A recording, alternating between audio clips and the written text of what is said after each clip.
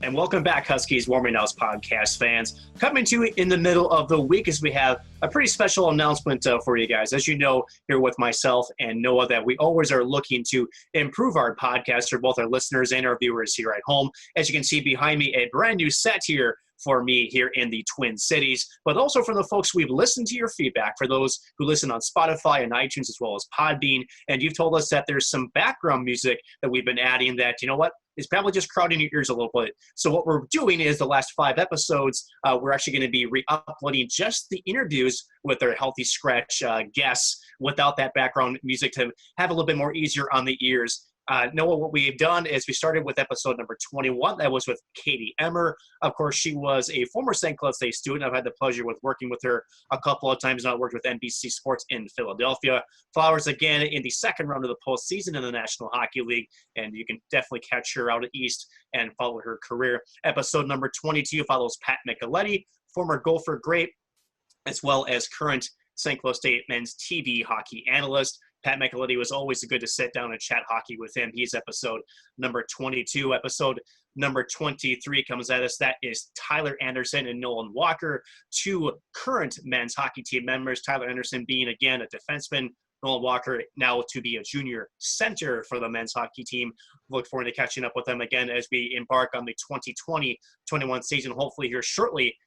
While this pandemic is happening. Episode number 24 followed now radio analyst and former St. Cloud State University All-American and current athletic Hall of Famer Dave Reichel.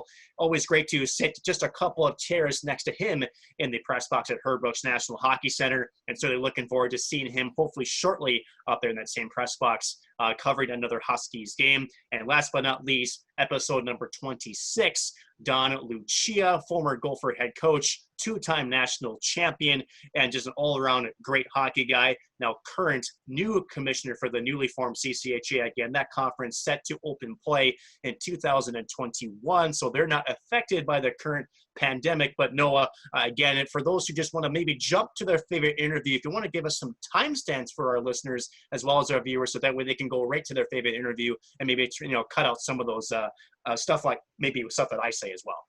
Yeah, definitely. We'll kick it right over the timestamps. One correction for you there, Nick. Don Lucia, episode 25, not 26. Episode 26 is coming up this week. It is David Rennick, Jackson Castor, and Joey Lammer, the 3 men's hockey goaltenders that will be out for us late August on Saturday. So when you have to count over 2 hands, it gets a great year for me. So thanks for that correction. That was 25. We're working on episode 26 as we speak. So thanks for that note.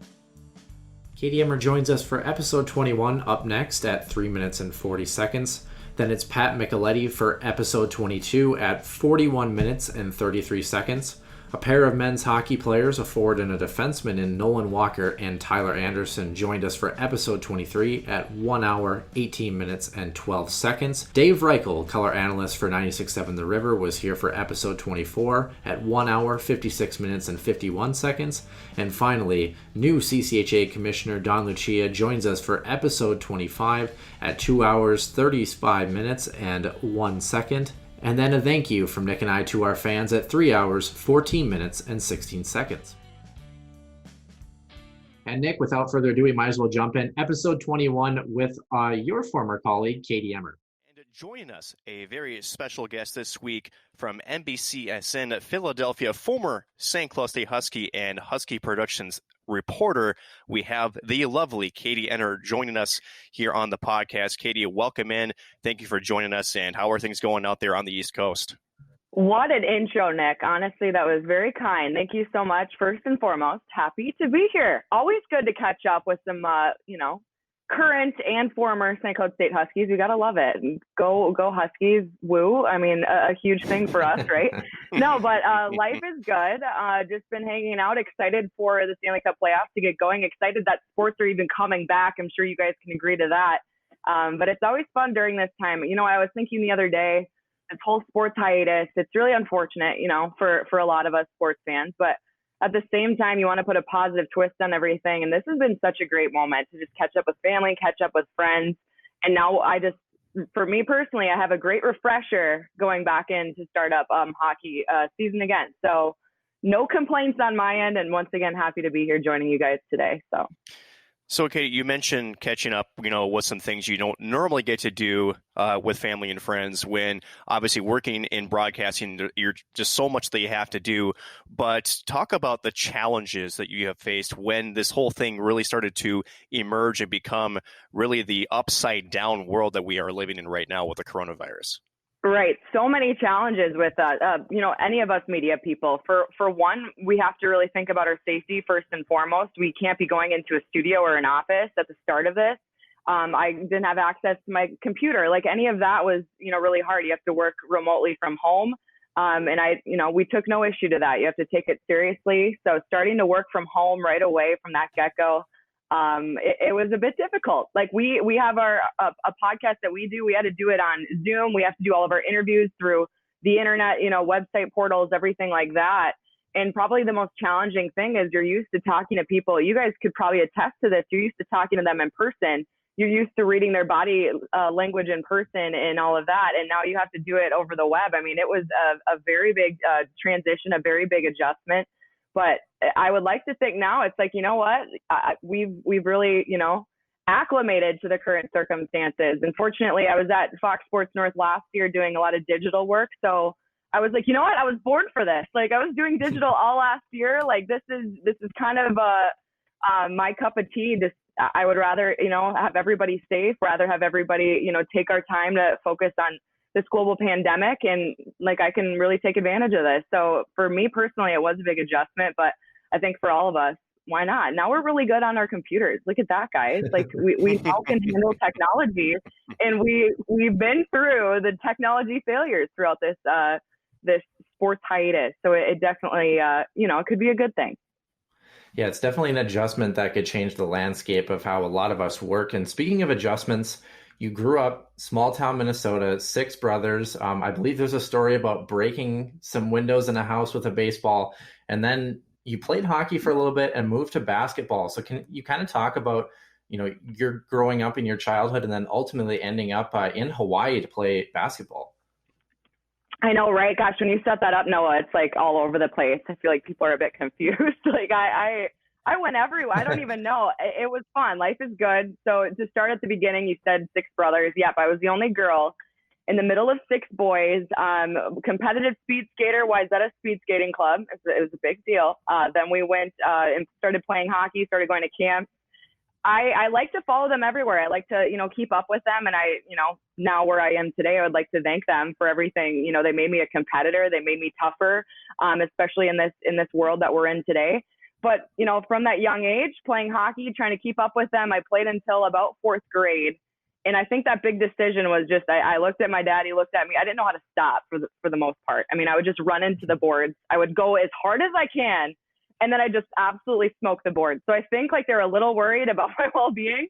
They're like, okay, we might have to put her in something else. No, I love to compete, but I also didn't love the critiques I was getting. My brothers were always on me about something. And you know what? I decided to do basketball because, and I wish I had stayed with hockey, but everything happens for a reason. Now I feel like that drive to get back into the sport is why I am where I am, because I love the sport so much. But yeah, I switched to basketball, at that time, that 4th grade transition, and they couldn't really critique me at anything from then on out because they never played. So it was kind of my own little thing I like to do. Graduated from Delano High School, which is out, this west side of the cities, down Highway 12 there, if anyone knows, and decided I was going to go to the University of Hawaii Hilo, where my cousin was playing softball at. So I was thinking to do that. And then a whole change in plans ended up having me walk on to the basketball team. I needed to be doing something out there. So, I tried picking that up. It just got way too expensive. I made the team, of course, but it just got too expensive. And I loved Hawaii. Hawaii was a great time. So I ended up staying out there for the full year. But yeah, it was a great experience. I like to say now that was like my study abroad, guys. Like that, it was such an amazing experience, such an amazing place. But it's just so different from the United States at the same time. So it was really fun. I don't know if you guys have ever been there, but I would highly 10 out of 10 recommend going to Hawaii. I would recommend living there too. Why not? Why not, you guys? Life is short. Just go live on an island. But it was certainly a fun time. It took me back. I really was reflecting. I wanted to get into broadcast journalism. And when I was out there, they didn't really have the program, but I was more focused on, taking part in sports and being busy with that. But then, once reality really started to sit in, I decided the next year to get home and looked at St. Cloud State, and that's where I ended up. And I wouldn't change it for a thing. I loved, you guys both know the great programs there with KVSC and UTVS, and I loved it. It was so fun. And, another part too, to put like a fun little cheesy twist on the end of this is the friends you make along the way, right? So I love the connections. I love, you guys as well, your work. And it's fun to just everyone stay connected from these great programs that come from St. Cloud State. So that's my whole little gist. Yeah, we're kind of hoping once the podcast gets successful that we get a timeshare out in Hawaii. We're not there yet, but we're hoping that we end up there at some point. So like you mentioned, obviously the tuition kind of forced you back into the States and back to St. Cloud State. Was St. Cloud kind of your go-to university from the get-go, or was there some thought process as maybe going to the University of Minnesota, or did you have your heart set on being a Husky? Yeah, I'm going to be honest. I was thinking, I want to be successful in broadcast journalism. I need to go to the East Coast. I need to go to the West Coast, right? Like California, New York. Like those are where the big movie star places are that I would think, organically would be. And then I really started to realize, I remember it was my dad who just said, they just invested a ton of money into their studio, into their like TV programs. I really think you should consider. And for a girl like me that just went like all the way to Hawaii, which was closer to Japan than Minnesota, I was like, you're thinking I should go to St. Cloud State, which is right in my backyard. Like, okay, well, check it out. And I went there and I was absolutely sold. I met Derek Silvestri, showed me around, gave me a nice private little tour. I had actually Brianna Saunders with me too. So that was fun at the time. Didn't know her, but we toured the whole studio together, and I was sold. And of course she was too, because she ended up going. But that was kind of how that all worked out. I had to see it with my own eyes, and visualize. I was like, I could see myself here. And I was saying this before we went live. It's like a playground there. I mean, you have so many toys, of course. I don't know if Derek would like us to refer them as toys, but we do take care of them. We're very considerate.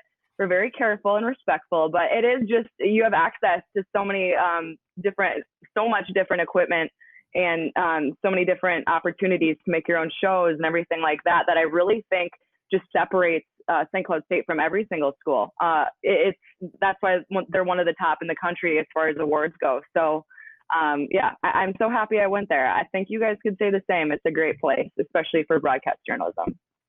No, Katie, you mentioned St. Cloud as, the so-called open playground in terms of being able to use equipment and, as you mentioned, having a creative side. But, deep in the heart of all of us here in media, we're storytellers. And at the end of the day, you have to have a knack for having that skill set. What was probably, if you can remember, a couple of things you learned, whether it was through the program or maybe even some of your more recent experiences of how to really be able to get into, kind of the head of the story and be able to convey that to the audience that's listening and or watching?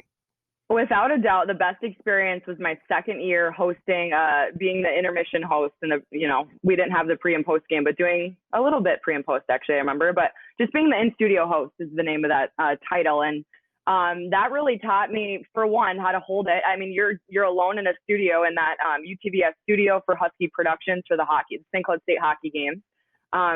For one, you're doing the whole show. I had nobody else with me. It was just me having to keep it going. And that was a big, it was muscle memory. And for a girl like me playing sports, I've always worked on my swing. I've always worked on my strides, like anything I'm doing. This itself was its own sport. You had to get in that chair and get that muscle memory down and really feel what it's like to be a broadcaster. You can't just say you want it. You really have to get in the groove and try it out. So that position, just being, getting used to that whole thing. It's not easy to welcome you back, to set it up, to get into highlights, to go to this, and to be multitasking and carry on a story like you mentioned. So that was probably the biggest experience I took. I also say too, that was my biggest experience of it's TV. Anything can happen. Like I will never forget our student crew, all run student crew there at Husky Productions, which you guys, know. It was all, anything could happen. TV. Oh, sorry. We don't have any program. We don't have any feature. Can you just talk when we come back from commercial for 2 minutes? So I would just have to think of something to say. And it usually was like reiterating what I just said in a completely different way. But experiences like that, I know I will carry on with me every single year. I still think about it. and just what it introduced me to, that this isn't perfect. Like, you have to be ready for those kind of things in TV as well. So, and great nights too. I mean, the camaraderie that come about from just working with an all-student crew, and even working with the crew in general now where I am today, there's nothing like it. It really, like, you're covering sports, but you're still a sports team within yourself. Like, it's a full team effort. We're all trying to do our best out there. We're trying to win. So I think that, that's something to say too. But right there, that in-studio host, it's where it all started, Nick. I'll never forget it. Never forget it. I think the other thing that's kind of interesting to look at too, especially if you check out your website, which I believe is at katieemmer.com would be the correct. Yeah. Thank you. Yeah. Yeah. So shout out to the website. It's an awesomely designed website. But one of the themes that really is the epitome of who Katie Emmer is hard work. You can definitely see that through all of your blogs. But as we know, hard work's important in almost any profession. But what are the other kind of keys that you really learned at St. Cloud to help take your broadcasting skills to the next level? Yeah, there's so many different ways I could answer this, because this is, for my skills in general, I will say just getting the reps, picking up a camera and go and do a stand-up, and doing those, being a reporter too, reporting 1 and 2 or 2 different classes. So many great memories, but standing out in the cold, grabbing your camera equipment, setting it up and doing a live shot. It's not even sports related, but it's any rep in front of a camera. Those skills teaching me like how to, handle the camera equipment and also stand in front of it are something I'll never forget too. It's not an easy job. And so when I take that with me, I have a shooter with me at any time. Like, I know how hard his or her job is, because I've been there, or I've at least had a glimpse of it.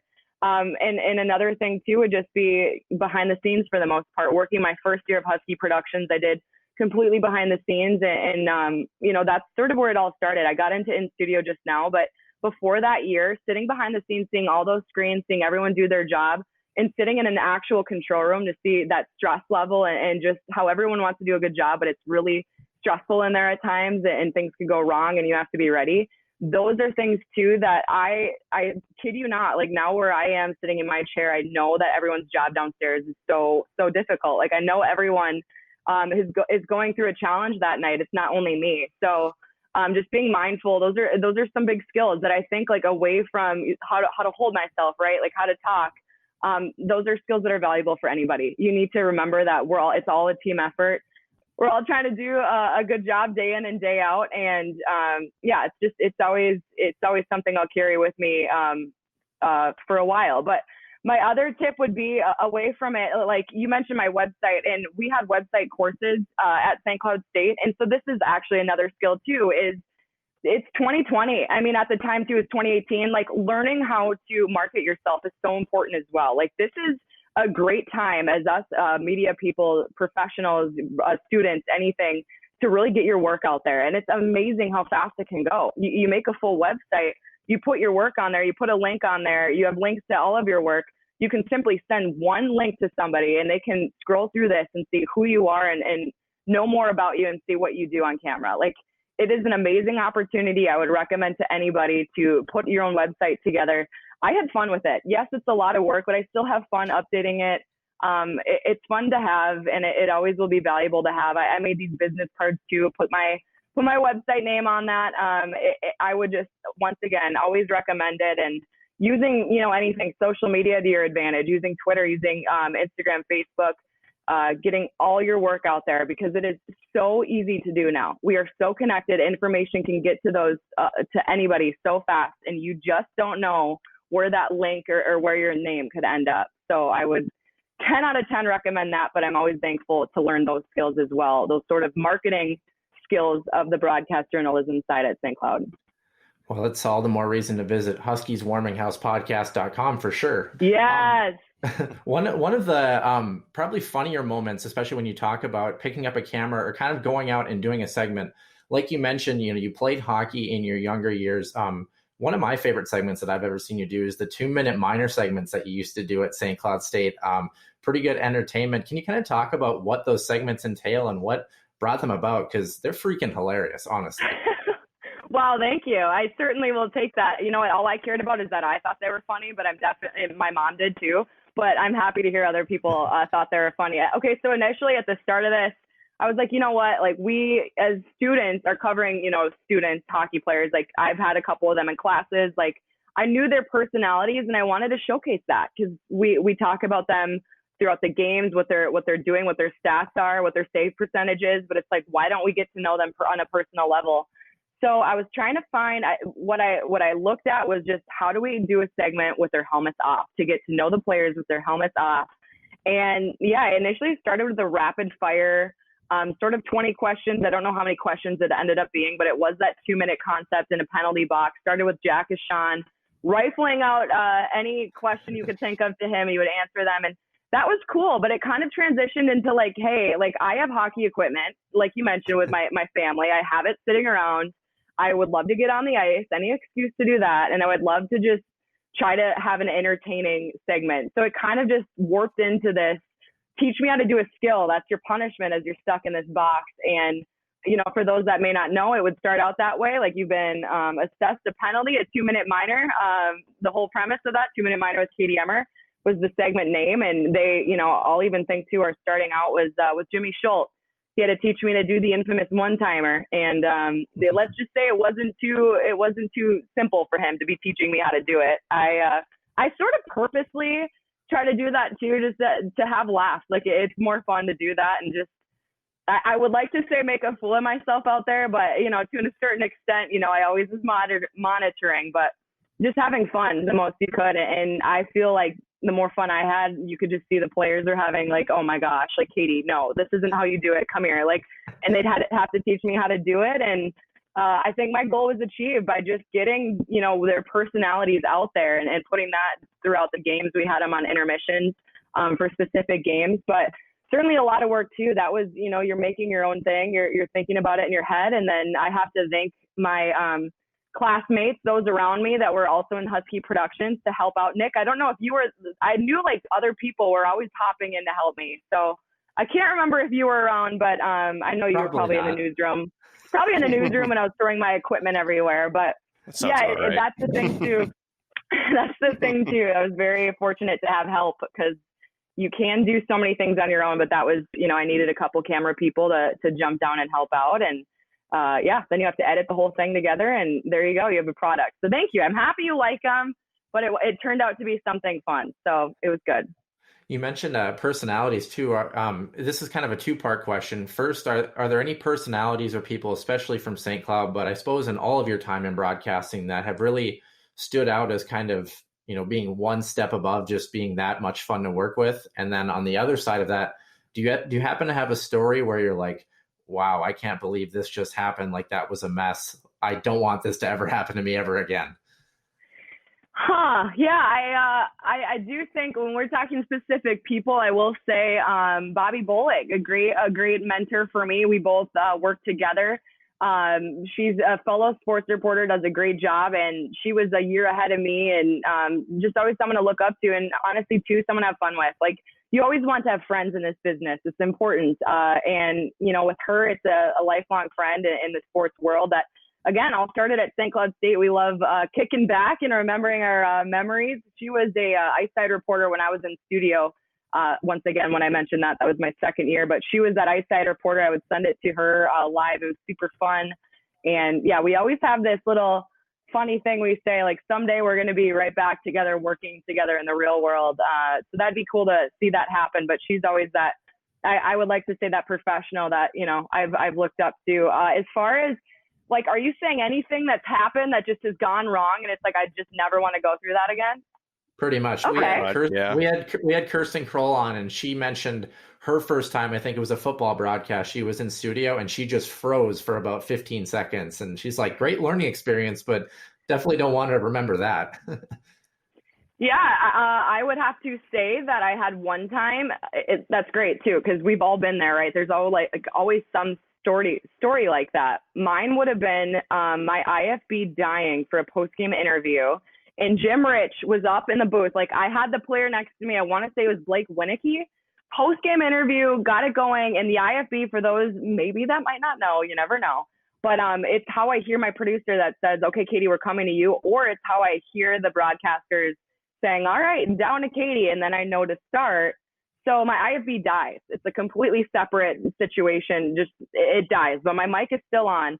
I look up at Jim Rich, and he's all the way up there in the Herb Brooks Center. He's going 5, 4, 3, 2, 1, and he like sends it down to me, and I like can't even see. And I'm just like, you had to adjust so quickly because I just had my producer in my ear. Then it dies. So I don't know when it's coming to me, and I have this player next to me, and I think that was probably the biggest learning experience. Just that you have to adapt. Like, this is technology we work with, and we started out by talking about the sports hiatus and how we've all had to, go to working from home. And so I've had to learn a lot about technology in general too, doing that. But as far as the linear standpoint on live TV, that was like the biggest adjustment, and I'll never forget it. It was funny. And you know what, Jim Rich, thank goodness for him, because I don't know what else I would have done. Katie, it's these kinds of moments that are often, as broadcasters, our biggest learning experience. I had a very similar one myself, but I think it's important for listeners to understand just how much of an intricate dance it is between the producers, the reporters, and the technology, and how this all seems so perfect, and yet it's anything but perfect. Can you describe, when you talk about being in that situation where something goes wrong technology-wise, or maybe, something gets out of order, just how do you kind of keep yourself composed, and just, sort of how do you adjust on the fly and keep, I guess, your head straight when you're in that kind of a stressful moment? Yeah, it's always going to happen. Even when I'm in the professional world now, it is inevitable. Something's going to happen. It might not be a technology failure, but it could be, hey, we don't have that player anymore, so you need to send it to this guy.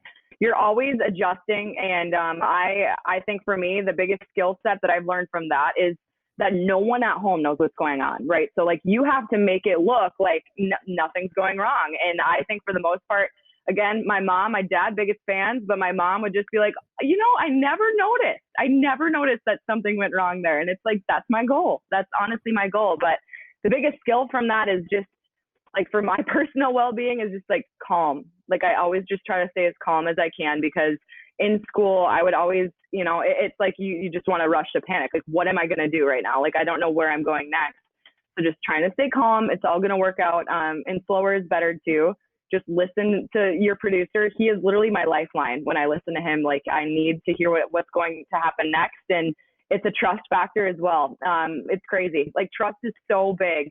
Is like, wherever you go and whoever you're working with, I trust that, he'll do a solid setup for me, and he'll tell me what I need when I need it, and always just help me flow and do better on TV and do a better job for his show too. And that trust is the main factor in the success, I think, for everybody. You have to trust who's working around you. So that's probably the biggest thing, is just I've learned to just stay calm. Like, you cannot control what you can't control. And it's something so true. It goes in life. It goes in this. Look at me with my motivational quotes today. But it goes in broadcast as well, so you just have to stay as calm as possible and make it look like nothing's happening at all. It's always fun too, actually, from our perspective, then when you are watching another broadcast, when you can pick out some of those little things too, that like, I love mentioning my parents, like, oh, that reporter was rushing because they know they've got a time limit, just little things like that. But speaking of adjustments, your first job, because you mentioned going to Fox Sports North and then ultimately NBC Philadelphia, but your first job actually came about because of a pretty major credit load. I'm currently taking 10 credits this summer. I feel like that's a lot. But I feel like there's a heck of a story. Your first job came about, but not in the way that you particularly expected or hoped. Yeah, and this is another great story for any students out there and just in this position. I mean, I would assume this global pandemic is putting them in this situation that I'll get into in a way, and to a certain extent. But that story comes with, we mentioned Hawaii. I did that half of the year there. So look, I now have another half of a semester to do before I am done with school after my 3 years at St. Cloud State. So that half of a semester, I just jammed it into the summer. And it wasn't accelerated until I was trying to look for a job with this NHL team that was, interested in me, but I needed to get done with that last semester in order to be considered. So it was it was like, we'd take you, we'd love to have you here, but you know what, we need you to finish that up. So if you could get going. Amplified, absolutely accelerated, or just amplified my need to get done with school, but it just accelerated the process. and rushed through it. 16 credits, got her all done. I'll never forget too, just my last week of getting that done, and reached out again to check in, like, hey, I'm letting you know, you wanted me to keep in touch. Now this is going to be completed here, you know, and I was really excited about that opportunity or that chance that might still be there. And it was like, sorry, we already filled the position. So I was crushed. I was like, okay, well, that's obviously a bummer.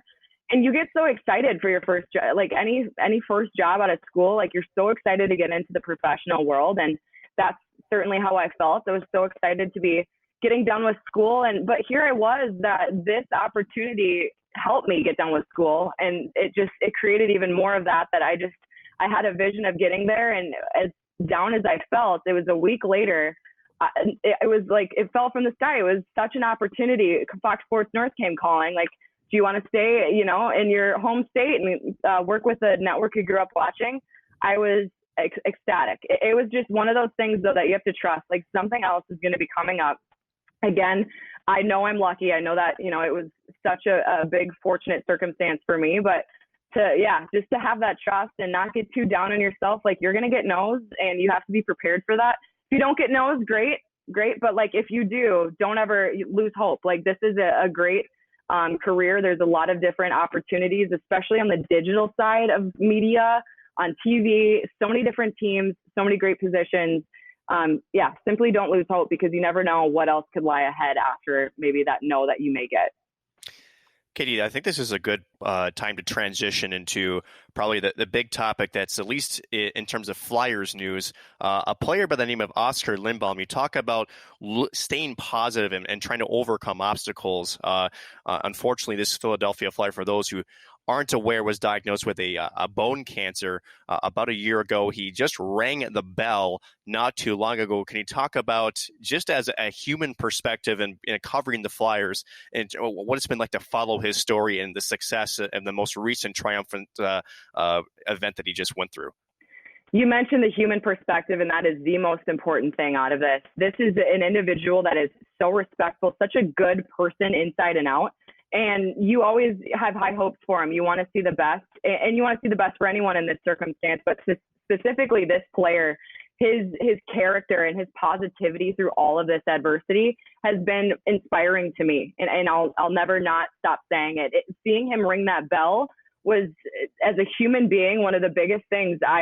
You feel emotional almost. This is an incredible journey. He is an incredible individual, and it's something we always mention. This is bigger than hockey. Like, you love the sport of hockey, but this is a specific human being and the life, he's living. And he is an inspiration to so many young kids, and I think young hockey players as well, that, that might be dealing with this adversity. But he just, without a doubt, he inspires me, and he's younger than me. Like, I look up to Oskar Lindblom, and you hope for the best with him. I will say that the way that's such a dark time, or such just an unfortunate news to hear that diagnosis coming out. I just saw the whole hockey world rally behind him. It didn't matter what fan you were, what side you were on with any team, or how much you maybe disliked a certain team. Like, it didn't matter. We all love hockey. We saw so many fans come together. Then you see every team come together, and I just think that unison, to just stand behind this player, stand behind this great person, it was truly remarkable, and it's an inspiring story, this guy. And I honestly, we all, of course, I would assume we all hope for the best, down the road for him. But what a great story. What a great human story. And you need that positivity in your life. And throughout this hockey hiatus, he gave it to me. Just that positivity that, today's a great day. It's a great day to be alive, and always be thankful for, everything that you have. He did step in the ice, I think, a couple of weeks ago, and a couple of short practice runs, which means that hiatus that we keep talking about, Katie, is actually coming to an end here pretty quick. It is the 21st of July as we're taping this. Hockey coming back on August 1st officially for the play-in rounds. Just tell me about how excited you are to have the NHL hockey season back, and do you have any maybe softcore predictions on maybe how some of the playoff rounds might go? Are you kidding? This is amazing. Like, I am so proud of the NHL. I am so happy to see everything that, has been able to transpire from such a dark or maybe such an uncertain time is the right word to put it. But with that, the safety and health protocols every day, they have set in place to keep the players safe, keep the team safe, even keep media safe. It's truly amazing. They were able to do this, and you just hope for the best that this timeline can continue. We're getting so close, and I am so excited. Yes, it's fun to think about playoff hockey. It's fun to think about a August NHL schedule, just absolutely crazy off the wall. Like, we're going to have, I've never done this, like, geared up for Stanley Cup playoffs in the middle of the summer. Why not? Like, this is going to be an exciting opportunity for all teams.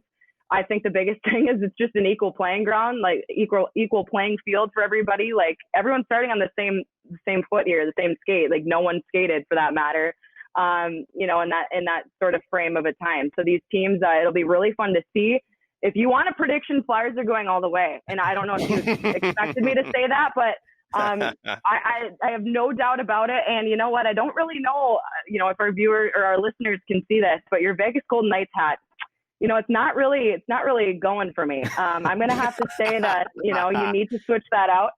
You need to switch that out with a good old Flyers one. I have one right here if you need it. So you let me know. You let me know when you want to hop on the bandwagon. But that is the team that you will have to keep your eye on for sure. There's a couple of really good Flyers players too. Claude Giroux, Nick Aube-Kubel, Shane Gostisbehere, Ivan Provorov, and of course, your rookie goaltender Carter Hart, which I thought actually would have a little bit better showing in the Calder kind of race, but of course that trophy tends to favor more of the scoring rather than the backstop of the goaltender. Noah, I know you had a follow-up question for Miss Katie, so I'll let you go ahead with that one. Yeah, first, we got to say thanks to Katie. We only have a couple more questions, and thanks once again for joining us.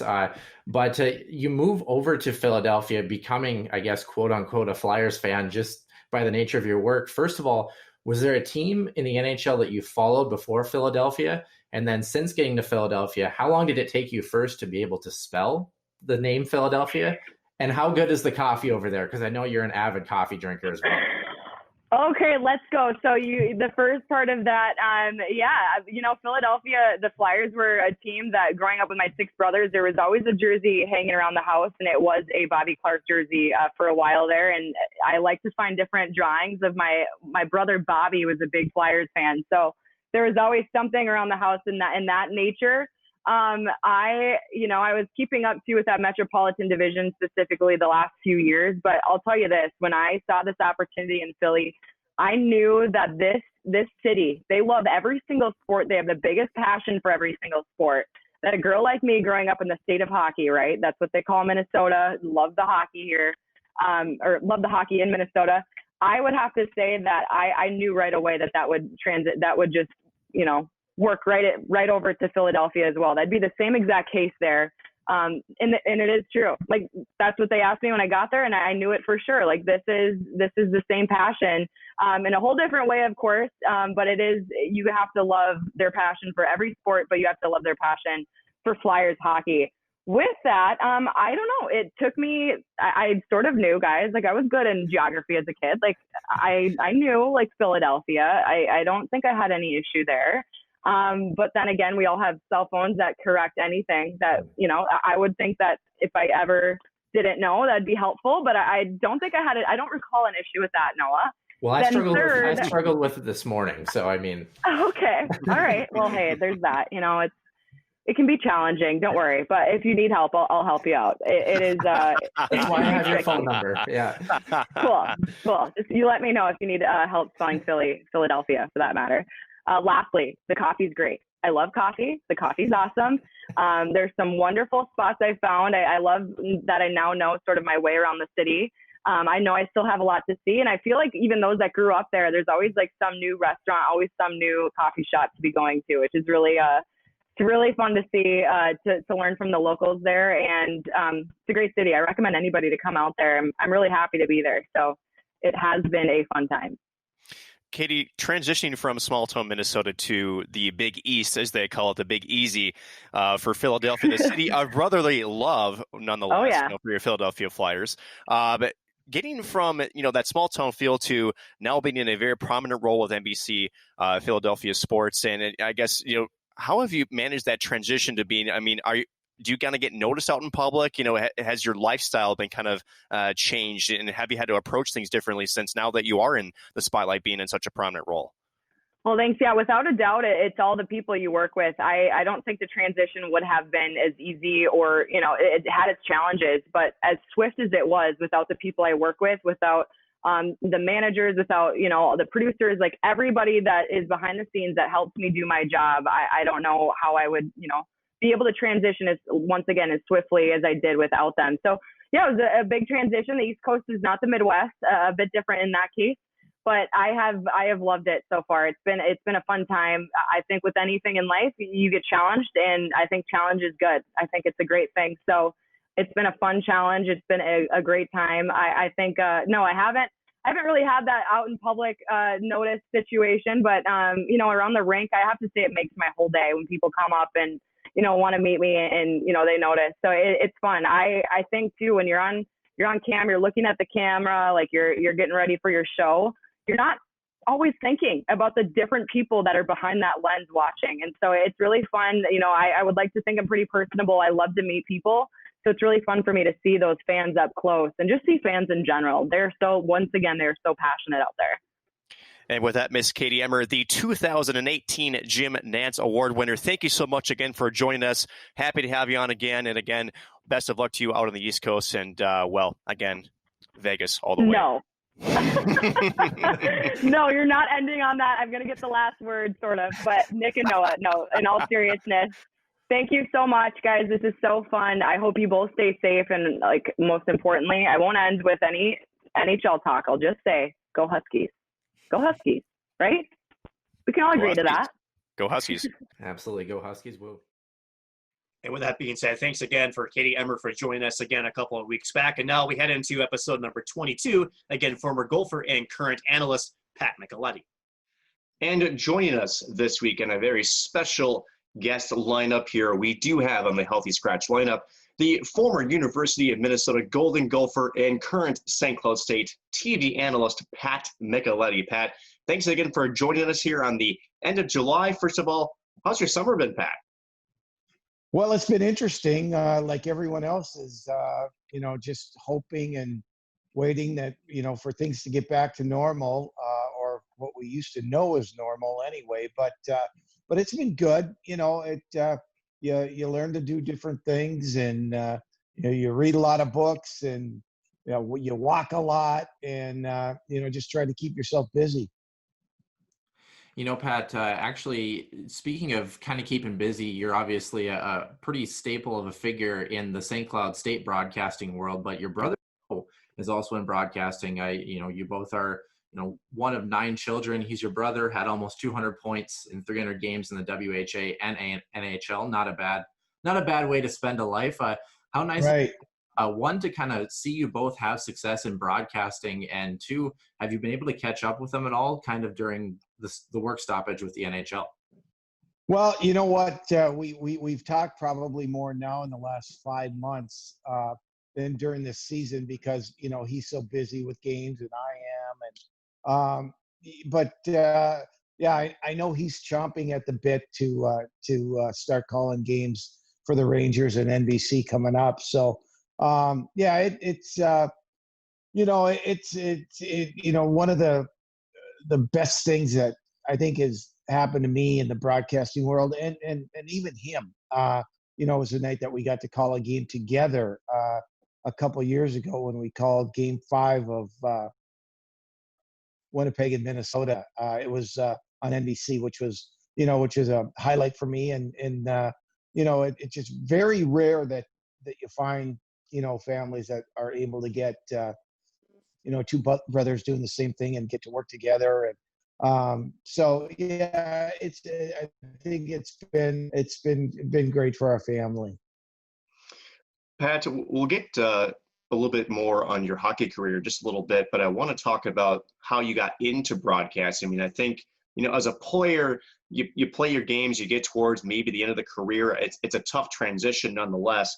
But how did the opportunity of broadcasting come about for you once your playing days were done?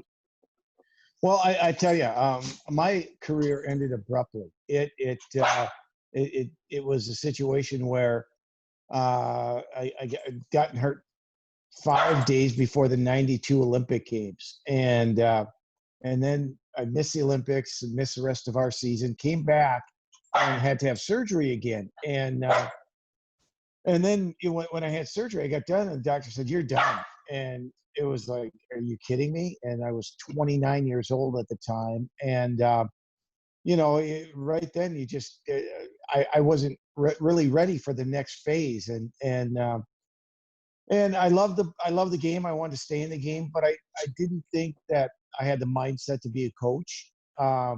And so and I didn't want to, be on the road scouting.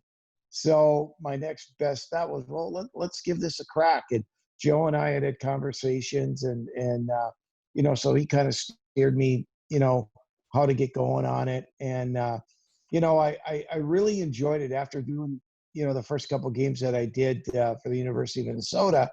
I fell in love with it because it was something where I could, maybe help explain to the fans what was going on, why it was going on, what might have to happen. And so for me, I look at it as a way to, kind of coach both teams, if you will, from the booth and really let people know some of the nuances about the game. And so I just, and then at the end of the night, as a player, you go home if you lose and, you're upset, you're thinking about it. And, but when you're broadcasting, I leave the game and I try to look at it when I broadcast. Obviously I'm going to pull for the team that I'm broadcasting for, but I run into a lot of situations where I'm broadcasting games that I have no skin in the game, and I can go home at the end of the night and assess how I did and move on the next day without any stress. So from that standpoint, it's been great. It's kind of funny. Nick and I had just had that conversation too, where when we got into the broadcasting world, it's like you finish your playing career and then you're like, well, I have all this knowledge. Now what do I do with it? So broadcasting is right. a way to, give back. But let's go back to your playing career. 160 Yep. games for the Gophers, almost 270 points, second in Gopher history. Do you look back on that time? Obviously, the statistics speak for itself, but did you ever feel like you were this upper echelon player for the Gophers, or were you just trying to put your best forward every night and, do the best that you can? It really didn't hit me. I'd always been a scorer or a point producer. And I just thought that was what I did. Okay. And it really didn't hit me that I was that far up, let's say, in the Gopher rankings until someone brought it up to me midway through my junior year or senior year. It was, hey, you're only, X amount of points away from Masich, all-time leader. I'm like, what are you talking about? Because I never looked at, the stats of former players or anything like that. I just played because, I looked at it. How do I help my team the most? What's my role? And my role is to be an offensive guy on a team and help the team that way. So, I love playing the game so much that that stuff really didn't really hit me until people started bringing it up to me, and to be right next to John Masich is, in my opinion, the greatest player to ever come out of the state of Minnesota.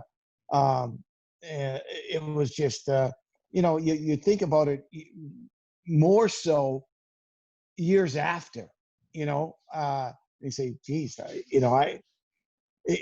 it's funny because there were a lot of great guys who played at Minnesota, and 9 of them happened to be on the 1980 Olympic team. And I got to know those guys really, really well because they all played with my brother Don and Joe for that much, for that fact.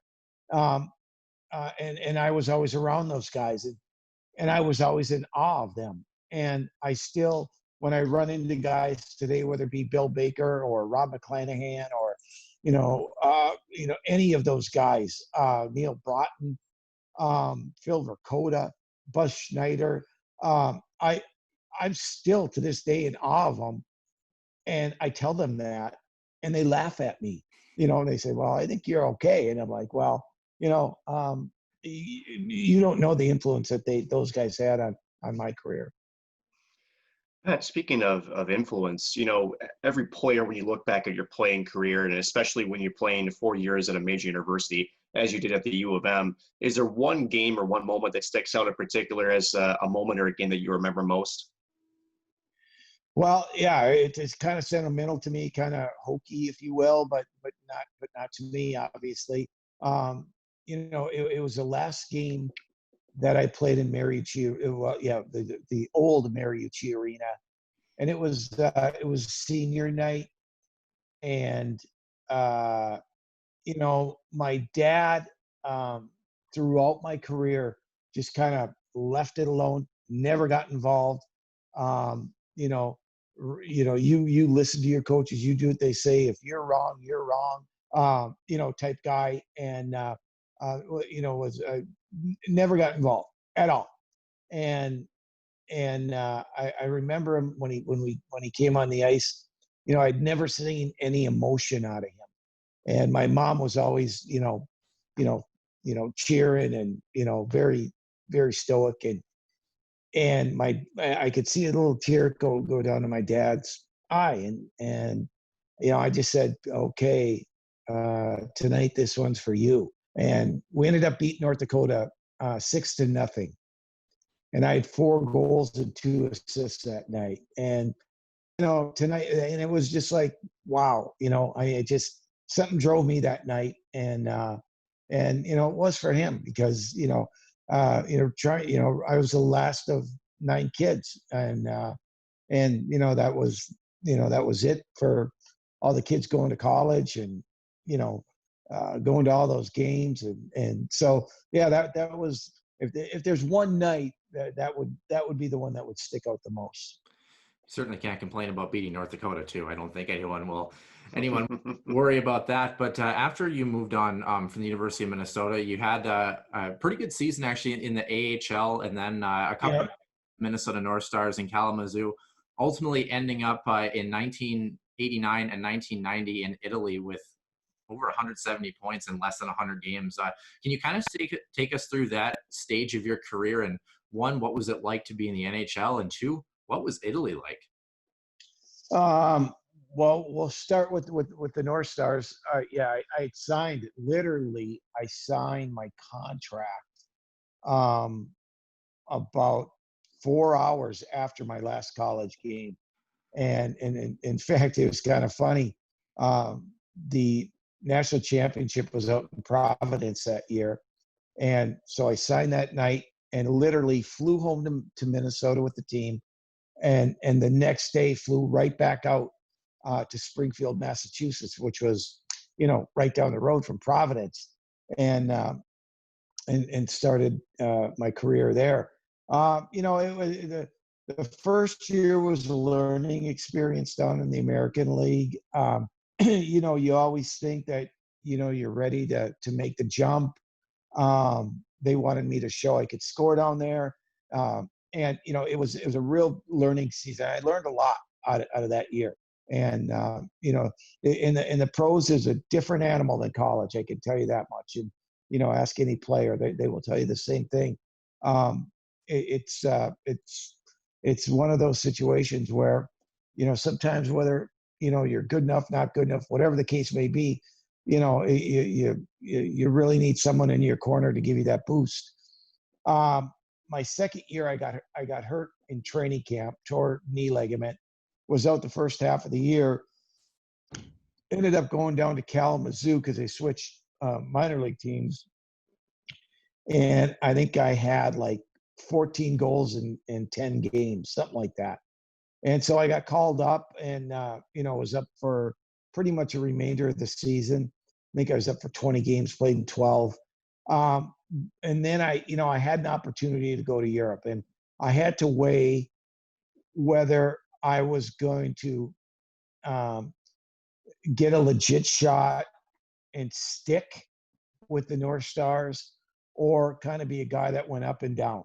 And at the time, Dino Ciccarelli, Hall of Famer, was up with the North Stars, obviously, and we're about the same size and same type of player, and I kind of thought right there, they're probably not going to keep two guys of our stature, size, up there.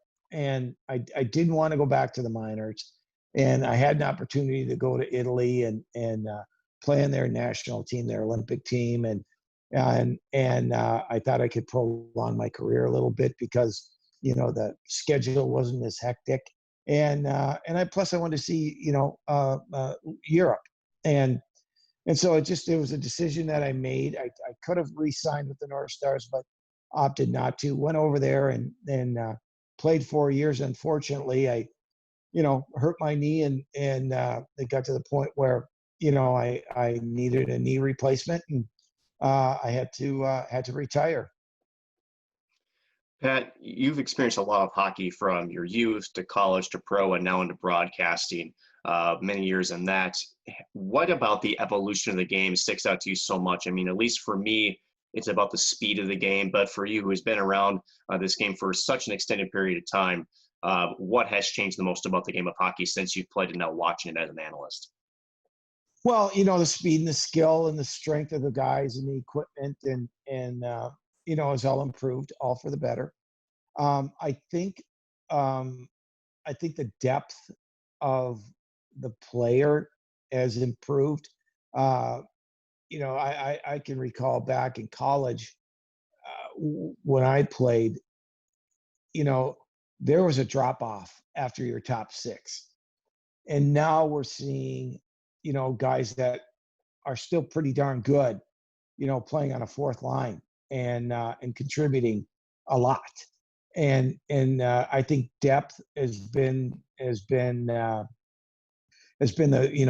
biggest factor. And not everyone had the speed that everybody can skate now. Everyone can skate. You have the ability to skate, then it really it makes up for a lot of mistakes. You can really cover up a lot of mistakes that guys make because they have the ability to get back in a play or whatever the case may be. And that's a big difference I see in the game today. Pat, you talk about the changing of players and kind of especially the strength aspect and expanding career longevity. It's something that you really unfortunately didn't get to experience in your career. Can you kind of take us through your early 30s and talking about what not only ended your career, but then kind of your transition through life after that? Well, I ended up, and I'm on, I've had 14 knee operations, 9 on one and 5 on the other. And, it was hard. It was hard to, say goodbye to the game that you love so much. And there's really nothing you could do about it. It just got to a point where, it was done. Once you lose your legs, you're pretty much toast in this game. So, I had to quit. I had to retire, I should say, from playing. And it was a difficult transition because my goal was to play, till at least over in Europe till I was, upwards over 35 years old. So I lost probably 8 to 9 years of playing. And so, it took some time. Thankfully, I stayed in the game, just not as a player. And I think that really helped my transition, going forward. Pat, we talk a lot, especially nowadays, about developmental leagues and how they best prepare players to make the next jump into the pro leagues, the AHL, and more obviously the bigger one, the NHL. As far as college hockey is concerned, from then when you played to now, how good is college hockey as far as a developmental league and getting players ready to make the jump to the pros, AHL and NHL, respectively? Well, the shift has changed to the point where these NHL teams would love to keep kids in college as long as they can, unless you're a number one draft pick and you're going to make that jump. I think they would rather. They know how good a coaches that we have. That's a one big change to, and taking nothing away from the coaches that were there in a different era. But these coaches now today are really good. I don't know of a bad coach in college hockey, and the NHL managers know that because a lot of the NHL managers played in college, and so I think they trust the college coach. They trust to develop them. They communicate so much better than they did in the olden days.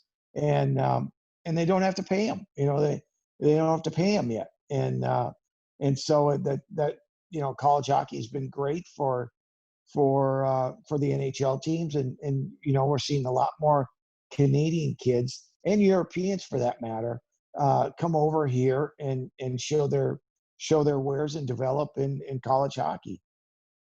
You get a chance to see, the University of Minnesota and excuse me, and St. Cloud as well.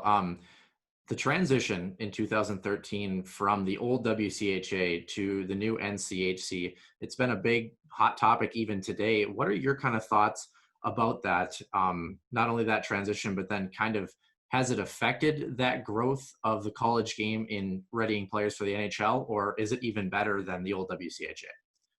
I'm trying to be politically correct, and typically I'm not. Josh Fenton, the NCHC, is a terrific league, and it might be the best in college hockey. I'm for game. I'm for game, to succeed.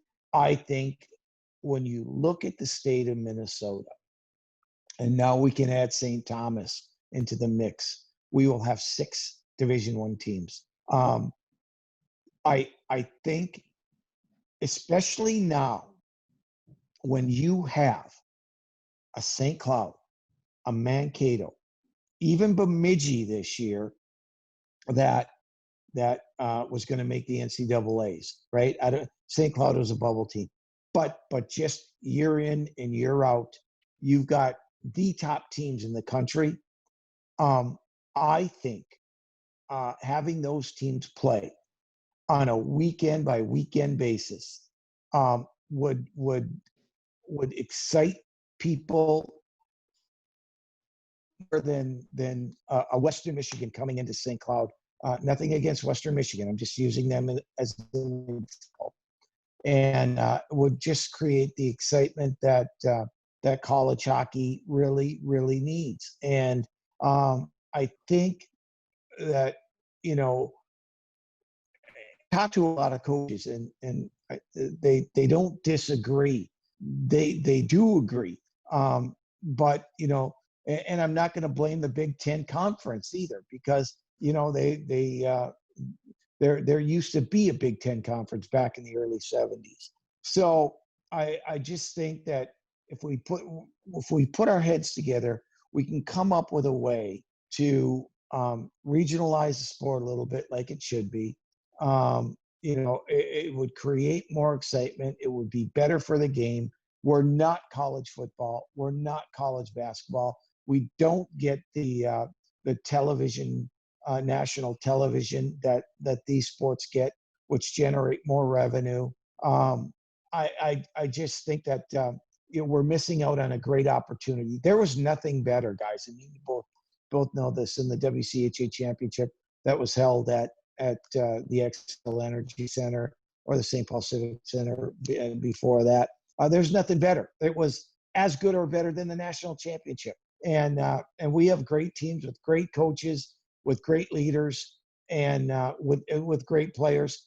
And those rivalries, I don't think you could find anywhere. Speaking of rivalries, Pat, we had Bob Motzko on a couple of weeks ago. He talked the exact same things that you described, more regional games. He was in favor of creating an exhibition schedule, which would pin these teams that were in close proximity to each other. And, I think we all could agree that that's a good strategy moving forward. But with St. Cloud, and we talk about excitement around this team that it currently has with Brett Larson coming up in his third season, just who's a player to watch this season coming up as long as we have the college season upcoming? And who is the best player on the team right now, in your eyes, on St. Cloud State's roster? Well, they have a lot of different players, and it's hard to say one. One guy I think has a boatload of a potential. It has the ability to score from anywhere on the ice is Ethan Brodzinski. I think he is a player that is really starting to mature. And I think he's got a real big upside, to his future. Sam Henches is very exciting to watch. His game has really evolved. Remember, he was hurt pretty much, in his freshman year, and came on, really started to come on late in his freshman year. And last year, he did some things that, blew me away, with his speed. There's still parts of his game. He's got to learn to finish a little bit better. But the Minnesota Wild got a steal with him in the 6th, 7th round, something like that. So I think they're a real balanced team now. They're different than they were, a couple of years ago when we saw the magical team that they had, and unfortunately lost. Which, guess what? Teams lose sometimes, which is unfortunate. But I thought by far they were the best team in the country 2 years ago. And, I think Brett has done and his staff have done just a terrific job of recruiting. And they're going to be a team to really keep an eye on this year, because they've got, David Rennick back, who's being pushed by a couple guys. And but David, when he's on his game, and you guys both know, you better have a good goaltender, especially come playoff time. And I think David is really, he's going to be one of the top goalies in college hockey. And, when you can hang your hat on that every Friday and Saturday night, that gives the coach a little more breathing room, a little more comfort. So I'm looking forward to watching St. Cloud this year and see how those younger guys really come into their own, especially that freshman class, who I thought at times was really good, at times were really freshmen. And so, let's see how they matured over the summer. But I think they're going to have a real strong team. I'm glad you mentioned Sam Hench's 7th round draft pick of the Minnesota Wild. Yep. Speaking of the Minnesota Wild, I'm sure you've been following them at least a little bit as the NHL gets ready to ramp up, obviously, this week. What do you kind of think about the Minnesota Wild, not only their chances for this play-in / playoff format, but ultimately going forward with, Kaprizov joining the mix, and then this crop of young guys that they have to build on moving forward? Yes, we did get the pronunciation correct. It is Kaprizov. That's what he's going with. So that'll probably change 100 times. I'm really intrigued. I'm really intrigued by this playoff. And that's why I wanted hockey to come back this summer, for the fact that you have 24 teams. You've got teams that have been off now for 5 months. We just don't know what we're going to get. And I quite frankly, I think there's going to be upsets in that first round.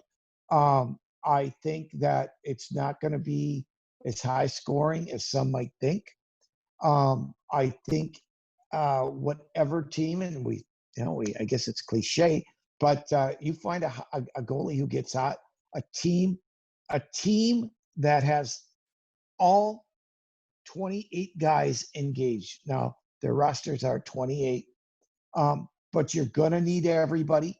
And so I think the team that finds its game early, the team that can really stick together, the team that in the third period can hang in there and not get mentally tired. And that's where you find mistakes being made. I think coaching is going to be, at a level that we have not seen before, because these coaches are really going to have to know their team, know their personnel, and make the right decisions. So, those factors, which are a lot, it really intrigues me. Speaking of intriguing, Pat, I think one of the primary matchups from the Minnesota and Vancouver series that I'm looking forward to will be Vancouver's young center, Elias Pettersson, being matched up with Minnesota's Joel Eriksson, who's really evolved into quite the shutdown center. Often still developing in his young game, but on the defensive side of the puck, he's going to have quite the test, and a very talented and a very good center in Elias Pettersson. Are there any other matchups that you might be looking at when you're looking in that series, or what do you think about that matchup between those two players as well?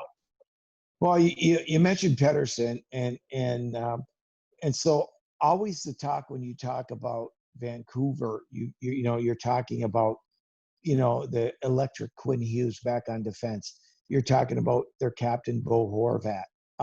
You're talking about Brock Besser, right?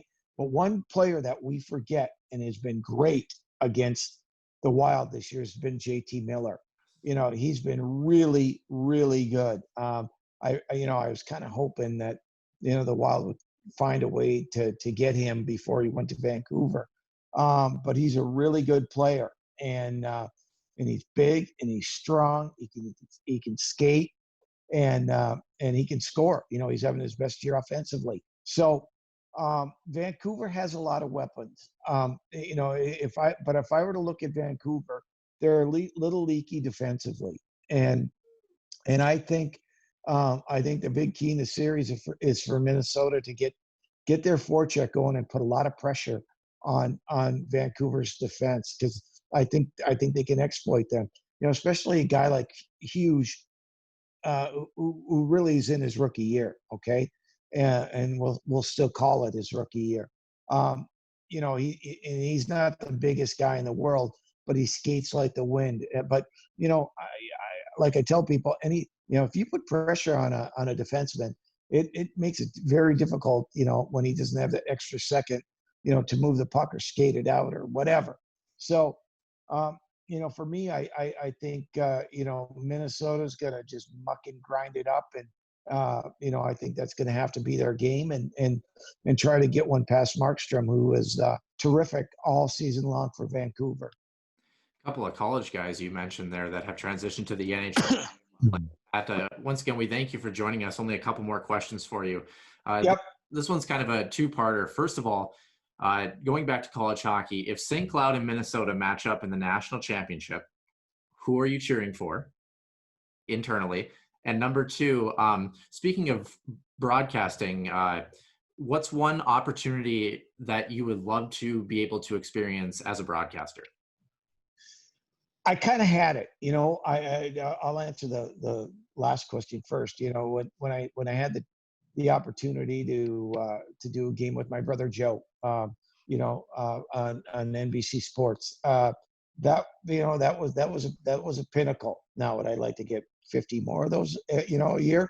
Of course, but to be able to analyze a game with my brother on national television, was something I'll never forget. I know he won't forget it, and it would be great to be able to work with him again, and it's been great. To your first question, well, I tell you what, I broadcast, basically for both teams. I do some radio when I'm not on TV duty. Listen, I'm not a player anymore, and so for me, I would love to see a national championship game. between St. Cloud and Minnesota. And I have a great relationship with the people in St. Cloud, and Brett and the university has been great to me, St. Cloud State, and so is the University of Minnesota. So you know what? You can't pick a winner. Can't pick a winner. Pat, final question for you. And again, thank you for joining us. As we approach the fall here, and again, we're a few days from the calendar turning to August, which I think for some of us can't come soon enough, as again, the NHL ramps up and the prospect of college hockey coming back is again drawing nearer to us. Do you see a challenge in college hockey playing out the 2020-21 season with all of the surrounding implications with coronavirus behind us? And what do you think will be the key to actually playing out a full season if you are the one in charge of college hockey? I'm scared. I'm terrified, and I'm worried about the state of all college sports. To be quite honest with you, if football does not go, I think it's going to play a huge role in whether hockey gets going. And I'm worried about schools being able to continue hockey, and that's why. I really think, and I think the people in charge are thinking of ways, but we've got to find a way to keep it going. Should we not start on time? And like I said, we've got 5 teams here in the state of Minnesota. I'm all for, and it's out there, but if we have to do something where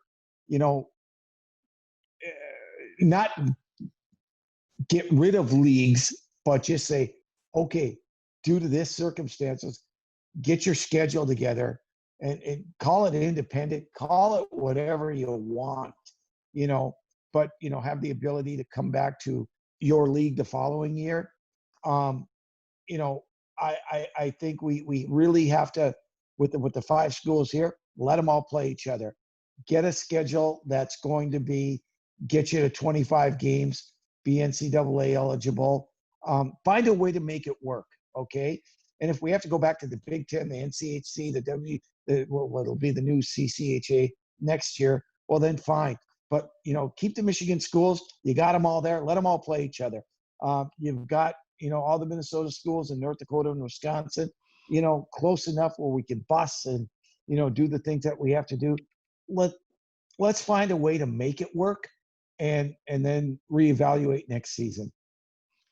Pat Micheletti, much agreed. As long as we can have some form of college hockey, I think all of us hockey fans will enjoy that. And that will wrap up this segment here on the Healthy Scratch. Pat Micheletti, again, former Gopher, current St. Cloud State hockey analyst. Again, Pat, thanks for joining us this afternoon. Hey, my pleasure, guys. I look forward to doing it again. Let's do it again. Let's do it again. Yes, Pat. Thanks again for joining us. All right. Take care. Bye-bye. Take care. And Nick, always a pleasure to sit down with Pat Micheletti. Pat, always a blast to talk to. Definitely has an opinion to say whether or not you want him to in the press box, but usually it's a pretty entertaining one.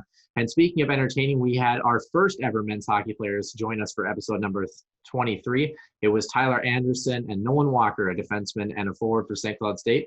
So without further ado, let's jump right into it. And welcome this week to this Healthy Scratch interview duo. This time, we have 2 players, 1 forward, 1 defenseman from the St. Cloud State University men's hockey team. We have Tyler Anderson and as well as Nolan Walker. Gentlemen, it's early in the morning here on this Wednesday. Thanks again for joining us. Welcome into the podcast. How are you guys doing this morning? Doing really well. Excited to be here. Thanks for having us. Yeah, excited to be here for sure. I've listened to you guys before, and you guys have been great, and you guys have had some cool people on, so I'm excited to be here. Well, definitely appreciate the feedback. That's some pretty high praise, Nick. I didn't know that we were doing a good job. No, and when they say cool people, they're definitely not referring to us. So I mean, I'll take that with a grain of salt. But thanks, guys, for tuning in. Tyler, we'll start with you, and maybe one of you guys could, both you could answer this question. I know that this topic is old, and I know that this is kind of the main story that's been happening for a few months. But I want to get a player's perspective on what it was like to be in Western Michigan, to be with a team on the ice, and all of a sudden you just realize the season has been ended. So Tyler, I'll start with you. Take us through that Friday and how the news came about and what your reaction was from both yourself and the team. I just remember it being like such a weird feeling. You know, we had that really great morning skate that we talked about on the Friday morning, and we really felt ready, and we thought this could be a year to like surprise some teams and make a push because we were playing some good hockey. And just come in the room and you can kind of feel something was off. Like a few guys checked their phones, and then Lars said, "Hey, we're gonna have a meeting," and in 5 minutes, and came in and told us. And I just remember just like I didn't even know what to feel. Like, it was almost like a numb feeling because you knew that there's something bigger than you was going on, but at the same time, like you're kind of selfishly just like, why can't we play through this? Like you just want to make a run for it. So it was a really weird feeling.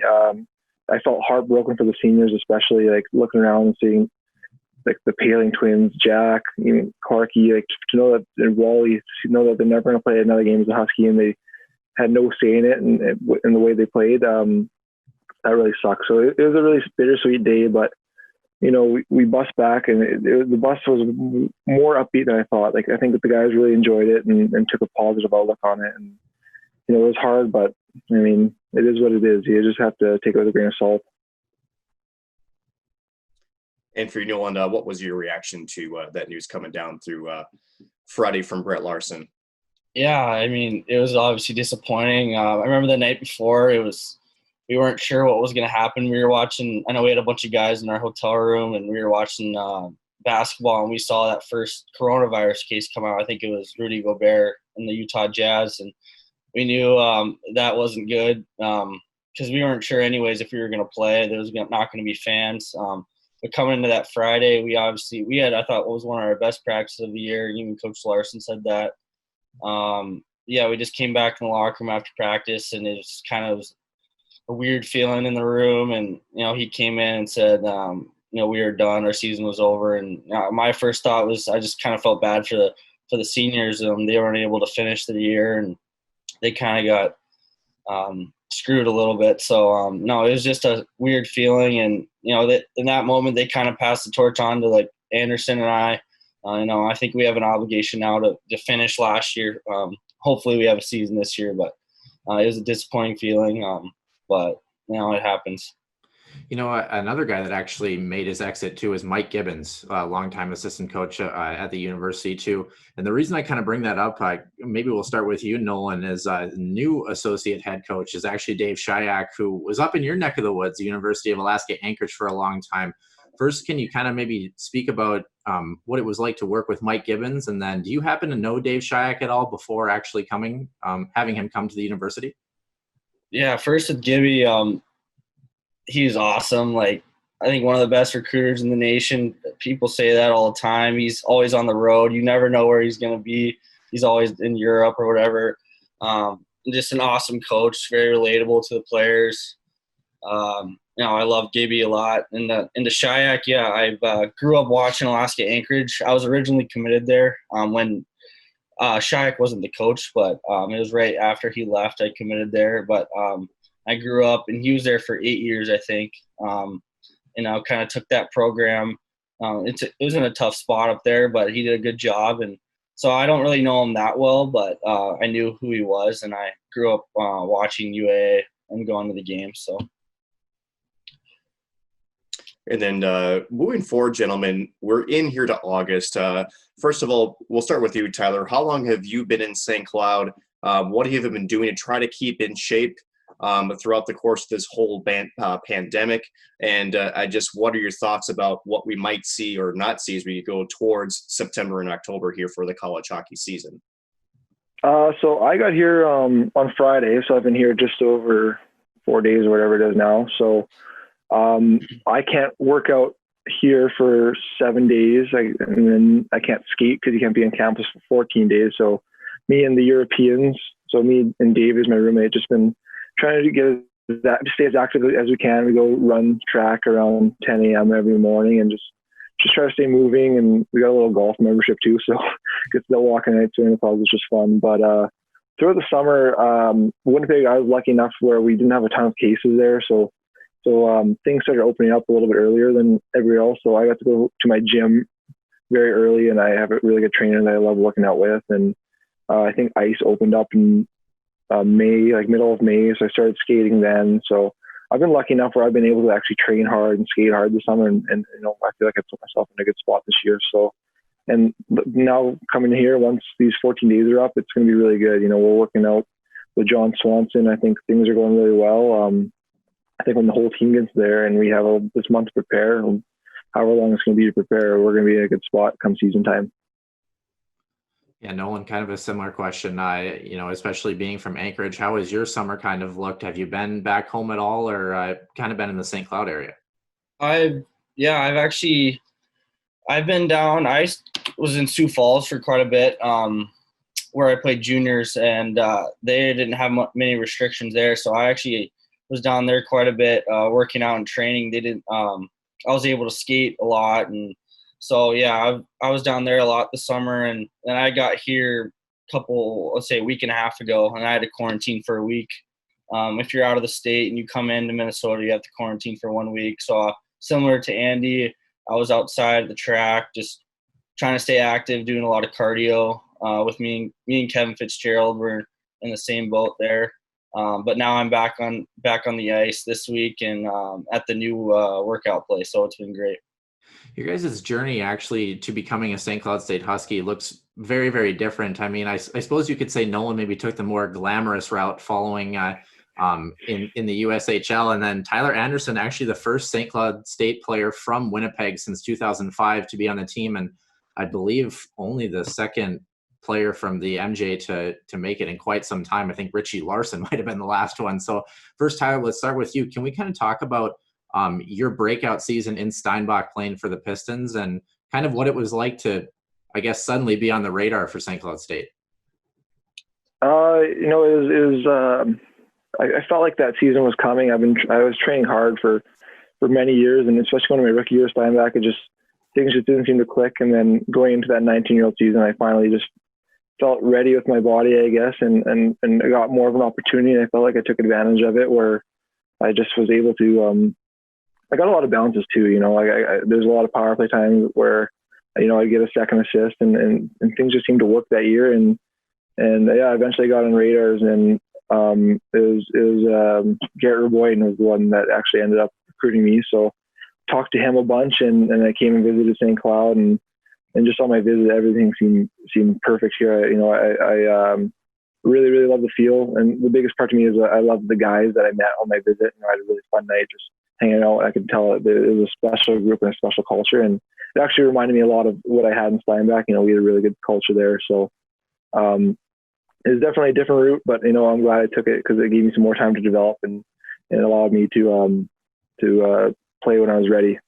Yeah, definitely. 61 points in just under 100 games. Not a bad gig playing some junior hockey. And Nolan, on your side, you end up in Sioux Falls, 56 points in 60 games, had a really good year and a quarter, I guess I would say.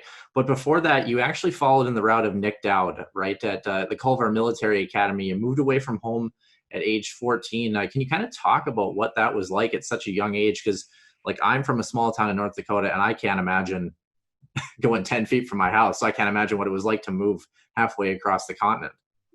Yeah, I left home at 14. So I was at a regional camp in Colorado, and I was looking to get out of the state because hockey, if I wanted to get further in hockey, I needed to leave the state basically, I think. And that was my thought process. And I got recruited there. I applied for a scholarship and I got it. So I thought it was a no-brainer. It was definitely tough leaving home at 14. I probably hadn't even hit puberty yet at the time, so I was still a little kid, 5'3", 120 pounds. But yeah, I think it was probably the best decision I've ever made. I got to meet so many cool people. It was a military academy, so that was a cool perspective. Very diverse school. But yeah, for sure, the first year I was homesick a lot. But once hockey season got going, it got a lot easier. And kind of the rest is history, I guess you could say. Nolan, somebody still waiting to hit puberty over there is my co-host, Noah Grant. So we're all still waiting for that as well. So, but on to more of a serious topic for you guys. Normally this time of the year, there's a pretty important vote between you guys in terms of voting the team captains. Do you guys have a date set for when that might happen, and maybe some inside information on who you might be voting for? Tyler, we'll start with you. I don't know when the date is. I don't think there is a set date. I know that Lars really likes to take the team's opinion, and he's a player's coach. He really wants to make sure that the players are happy with the decision. So, but we have a lot of really good leaders in the room, like seniors, juniors, even a few sophomores. There's really good leaders. So there's good options for captains all around. And I think that over this next month, guys will be working on hard, and it'll become more obvious. But as for now, I have no insight for you, so I'm sorry. Nolan, how about yourself? Any inklings as to who might emerge as someone that way the C or the A in the crest coming this fall? Yeah, it's interesting. Like Andy said, I don't think we have a set date. I know in the past few years, like leading up to October, I think we've done a vote or something like that. Like you said, we have a lot of guys that can be a captain. I think every guy can step up on a team. I don't think there needs to be one guy. But obviously, in the end, there will be one guy that's a captain. But no, a lot of our seniors like Anderson, I think Kevin Fitzgerald, Will Hammer, I think a lot of those guys that are older have a chance to be our captain. So those are some names. Speaking of older guys too, Tyler, maybe you can kind of attest to this a little bit. Is there, when you talk about hopefully having a season, is there a sort of maybe surrounding the team an innate fear of wondering what the heck is going to happen if, we don't want to think about it, but potentially the season gets pushed back or it gets altered in any way, shape, or form? Obviously, that's not how anyone wants to end their hockey career or move on in that fashion. But is there, what's kind of the general feeling around the team, especially some of those older guys, about this current situation and uncertainty? I live with I live with Will, Kevin, Dave, and we've had some good conversations about it. And we're realists. We're optimistic. Obviously, like we've had good conversations with Coach, who's said the league wants to play, which is good. But like we're ready for anything. I'm just here to enjoy my last year regardless. And I'm ready to play. I hope we play, and I just know that it's out of my control. So that's my kind of outlook on it. If it's out of my control, just enjoy it no matter what, and just be ready. It would be awful if we didn't play, but I'm pretty optimistic that there will be a season, and when it starts, I don't know, but as long as I play a few games here my last year, I'll be happy. Yeah, definitely. Yeah. And then of course the younger guys up and coming. Nolan, you had a pretty fantastic freshman season as a Husky and a really good sophomore year too. Before that, you actually played in the World Junior A Challenge with a couple of teammates, Nick Perbix, Brendan Bushy, to name a few, as well as Northeastern's Tyler Madden. Can you kind of talk about that experience a little bit too? I saw that on paper and I wanted to know what that tournament was like and kind of how it all went down. Yeah, it was up in Truro, Nova Scotia. It was cool. I got to play with Sam Henches, Brendan Bushy, and Nick Perbix. So I hadn't met those guys before. So it was awesome to meet them, knowing that I was going to be coming into school with them. We had a very talented team for sure. I think a lot of those guys got drafted in the NHL, which was awesome. And we ended up losing to Canada in the final, Canada West, I think. So, but no, it was an awesome experience. I had never been that far east in Canada, kind of a different place than I'm used to. But no, it was cool for sure. Guys, hockey on the ice is obviously a game we all love, but some of the memories that, we look back on, time playing the game or sometimes best off the ice. And I kind of wanted to get, we'll start with you, Tyler, and maybe your favorite off the ice moment, maybe a funny story or something that really stuck with you from last season. Can you kind of fill us in on a memorable moment from the 2019-20 season? Yeah, you're right that you definitely remember a lot of things off the ice more than on the ice, but I think for me, just my biggest memories is just be living with my roommates in my class. Living with Kevin Fitzgerald and David Rennick. It's just so funny every day. There's something going on. I don't know. I think one of my favorite things about being a Husky is that Kevin Fitzgerald gives himself a new nickname like every week. Like he'll be in the gym calling himself Shredder or Pipes, and it's always fun being in the rink with him. But off the top of my head, I can't think of any funny stories. But if I think of one when Walks is talking, I'll pipe up. But yeah, just living with those guys makes it a lot of fun. It's really enjoyable being here. Nolan, so yeah, any particular off the ice moment that you can remember from last season? Doesn't necessarily have to be a funny moment, but maybe just something that stuck with you, something that, just maybe kind of, just something that sticks with you. Yeah. I think, like Andy said, just coming in the locker room, seeing the guys like Kevin Fitzgerald, he's probably the funniest kid on our team. I think just being around the guys every day in the locker room. I think one moment that stuck out to me, I don't know if it was one moment, but like over the past year, like we started the year in 2-12, and to see us fight through that adversity and come back and battle and to get into that playoff spot almost. Well, we were going to play Western, and I think our odds were good going in there with no fans, but I think that stuck out to me. We didn't have a great start, but I think the adversity that we went through really showed our character, and I thought that was awesome. You guys actually have some pretty cool off-ice habits too. Nolan, you're an avid snowboarder. You like to hike, you like to fish. Tyler, I believe, weren't you a rugby player at some point? Yeah. You were, what do you call it? You were an 8-man in rugby. I have no idea what that means. I would like if you could explain what an 8-man actually is, if you are able to do that. But what was it like kind of being a rugby player, especially up in the heart of Canada? It was a lot of fun. Actually, I enjoyed rugby a lot because I felt like in hockey, I was so worried about hockey. I'm so competitive. I wanted to win, where I knew I couldn't get out of position to go run around and make hits. And when I was playing high school rugby, it was kind of like an opportunity for me to let loose. I was running around like a maniac. So that was kind of why I was putting 8-man. So in rugby, there's forwards and backs. So the forwards are the big guys that you see in the rucks, and the backs are the really fast guys on the wing. And so I was kind of neither. I wasn't really big enough to be the first guy in the scrum. I wasn't fast enough to be a wing, so I put me in an 8-man. So 8-man does everything. You just run around and be crazy. So it was a lot of fun. I'm really glad I played because I wasn't sure if I was going to play. I was worried about getting hurt, but I got talked into it, and I played for 3 years in high school, and I absolutely loved it. Nolan, what are kind of some maybe your off-ice habits too? I mean, are you a really good snowboarder? Is there like a certain kind of claim to fame that you have? If someone asks, like, what's your hidden talent? What do you do well?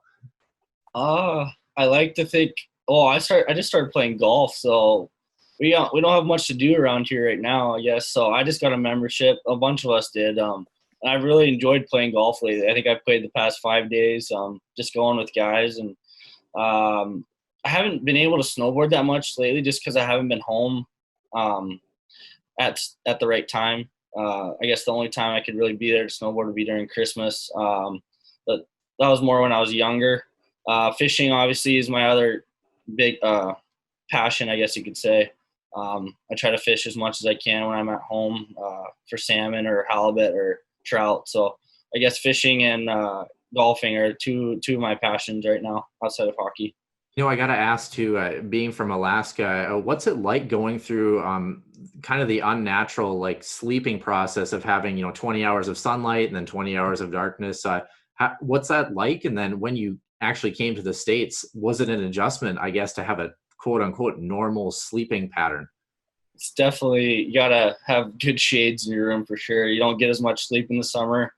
I'm up fishing a lot or outside hiking. I remember, some summers it doesn't get dark at all in the summer during the day, and at night I'll be up in the mountains at like 12 a.m., 1 a.m. just hiking. So that's cool to do that. But yeah, the time change definitely affects me when I come back because I want to sleep in a lot more. But when I go back home, I'll get up super early. So it just depends on how I'm feeling. But no, it's definitely weird to have that. It's so light out at night, and yeah. So. And maybe a question for both of you. I like to golf. I don't get out to golf as much as I'd like to. I guess my first question to you, Tyler, is when you go out for a round, how many balls do you lose? I always try to bring 2 sleeves just in case I'm really hooking them, but I've definitely lost more than 6 before. And for you, Walks, when you head on over to the golf course, do you keep them mostly in the dance floor, as they call it, or sometimes you're chasing the woods trying to figure out where the ball went? Yeah, just depends. Yesterday I didn't play too well, but the day before I was proud of myself. I didn't lose one ball, but I found a few in the woods, so I added some to my bag. But it just depends, I guess, where you're playing. I'm kind of the Happy Gilmore type where, I don't know how my club survives sometimes. If I miss a putt 2-3 foot and I swear it ends up in the pond, it's pretty interesting. Let's revert back to some hockey stuff. We talked to Brett Larson a couple of weeks ago, and he talked about how he has been kind of going through the season as far as the Zoom meetings. And he tells me the players themselves have had some players-only Zoom meetings, if I'm correct. First, talk about the meetings as far as, with the coaching staff, and then again, the ones as players. And so what are the things that you're discussing? And is it any different than what you've been doing before? Tyler, we'll start with you. As far as the coaching ones, we always had like a special guest, like a former Husky that played in the NHL. So those ones were, to me, were always so cool, to be like, not face-to-face, but face-to-face with some amazing hockey players. It was really inspiring, and I'm really glad we did that. And then the rest of it was just getting information about the upcoming season or just getting news as it came throughout the summer. So that was really important. I think it was good to have that. We had that probably once every couple of weeks throughout the summer. And then the team ones were always fun. It was just a gong show, having 26 voices all on one screen. I remember the first one we did was like peak quarantine, where everyone was in their rooms, and it was a really good time just to see all the boys again, because you didn't know. At that time, we didn't know how long everything was going to last and what was going to happen. So it was a really fun, and it was a really good thing that the coaches wanted us doing that, because I felt like it kept us closer at the summer and just kept us in contact and kept us itching to want to come back and want to be Huskies and play again. So it was really good. You definitely can send a couple of those Zoom addresses for some of those former NHL right on over to the podcast. Nolan, what about how were those meetings for you from your perspective? Yeah, it was awesome to see the guys. I think we did it. We were doing it once a week, and then we kind of went back to once every few weeks. So we were just mainly getting information on, kind of what was happening, when we needed to be back. We were originally supposed to be here in June for a month. So we were kind of just waiting to hear. And I know Tyler was going through the border issues. The borders were shut, so he couldn't get here. But it was awesome just to have the guys on there. And then every once in a while we would have alums, Matt Hendricks, Brett Hedican, stick out to me. Those two guys were awesome to have on, and they kind of gave us their time when they were here in St. Cloud, and their time in the NHL too. So it was awesome. Well, definitely. Speaking of your roommates, Tyler, we've been looking to get David Rennick on, so we'll probably have to figure that one out. Can we kind of talk about him a little bit? Going into his senior year, one, what do you see from him on the ice that makes him so successful? And then two, man, what is that guy like off the ice, just in general? Well, on the ice for sure, he's one of the most talented goalies. I think he is the most talented goalie I've ever played with or against, for that matter. Or I've never played against them, but just one of the goalies I've seen. He's so talented. He's quick. He's strong. He reads pucks well. He competes. I think he's going to be a very, very good pro goaltender. I think he's one of the best. But what makes David so special is, like you said, he's literally the best guy off the ice. Like, you'll never meet a better person than David Rennick. Like, he's so caring and so happy and so fun. Like, living with him is just hilarious. His English is still, he's been here for 4 years. I don't think it's gotten any better. Like, the pronouns are all wrong, or not the pronouns, the verb tense is all wrong. It's just hilarious. And, I'm really appreciative to have had these last 4 years here with him. And then for you guys, I know with the pandemic and trying to keep in touch, I know you have the Zoom meetings, we just discussed that, but I know that video games is an often popular way to try to stay together. Has there been some competition between the boys? Is it 4 days of Call of Duty? Is it NHL 20? Tell me, Nolan, we'll start with you. Have you been playing with some of the guys? Are you a video game player number one? And if you are, what games are you smashing the buttons on? Yeah, for sure. This summer I was playing a lot of Fortnite and NHL. Those are my two favorites. I guess a little bit of Warzone too. I'm not very good at it, though. It's tough for me, those games. I'm more of a Fortnite guy. But yeah, me and Micah Miller, my roommate, we get in some intense NHL battles here in our house. So he's pretty good. But we always have fun playing video games, just chilling out on the couch, and that definitely passes by time. And there's no holes in the wall. There's no angry controllers with the NHL voodoo magic that happens. I've definitely thrown a controller at the wall and down the stairs. And then Tyler, we'll switch it over to you. What about yourself? Are you a video game player? And if so, what titles are you working on? Throughout the year, I have an Xbox here, but I rarely play it. But during quarantine, there's really nothing else to do, so I'd play every day with. We had a good group of guys that played Fortnite, and I got my my stimulus check from the Canadian government, so I was calling myself a professional Fortnite player who was getting paid to play Fortnite. So it was fun. It was a good little while. But during the year, me and David are really competitive in FIFA. That's our game. We love the FIFA. He typically beats me, the European. He knows soccer a little bit better than me, but I'm right there with him. So that's our big competition. No holes in the wall, though. A little bit of football. Yeah. I'm glad that you mentioned Micah Miller. You and him kind of have a similar style of game where you guys like to play with a lot of speed. And I kind of want to talk about both you guys and your style of play. Nolan, starting with you, obviously. If you go back, I think there's a video on YouTube from your highlights in the USHL.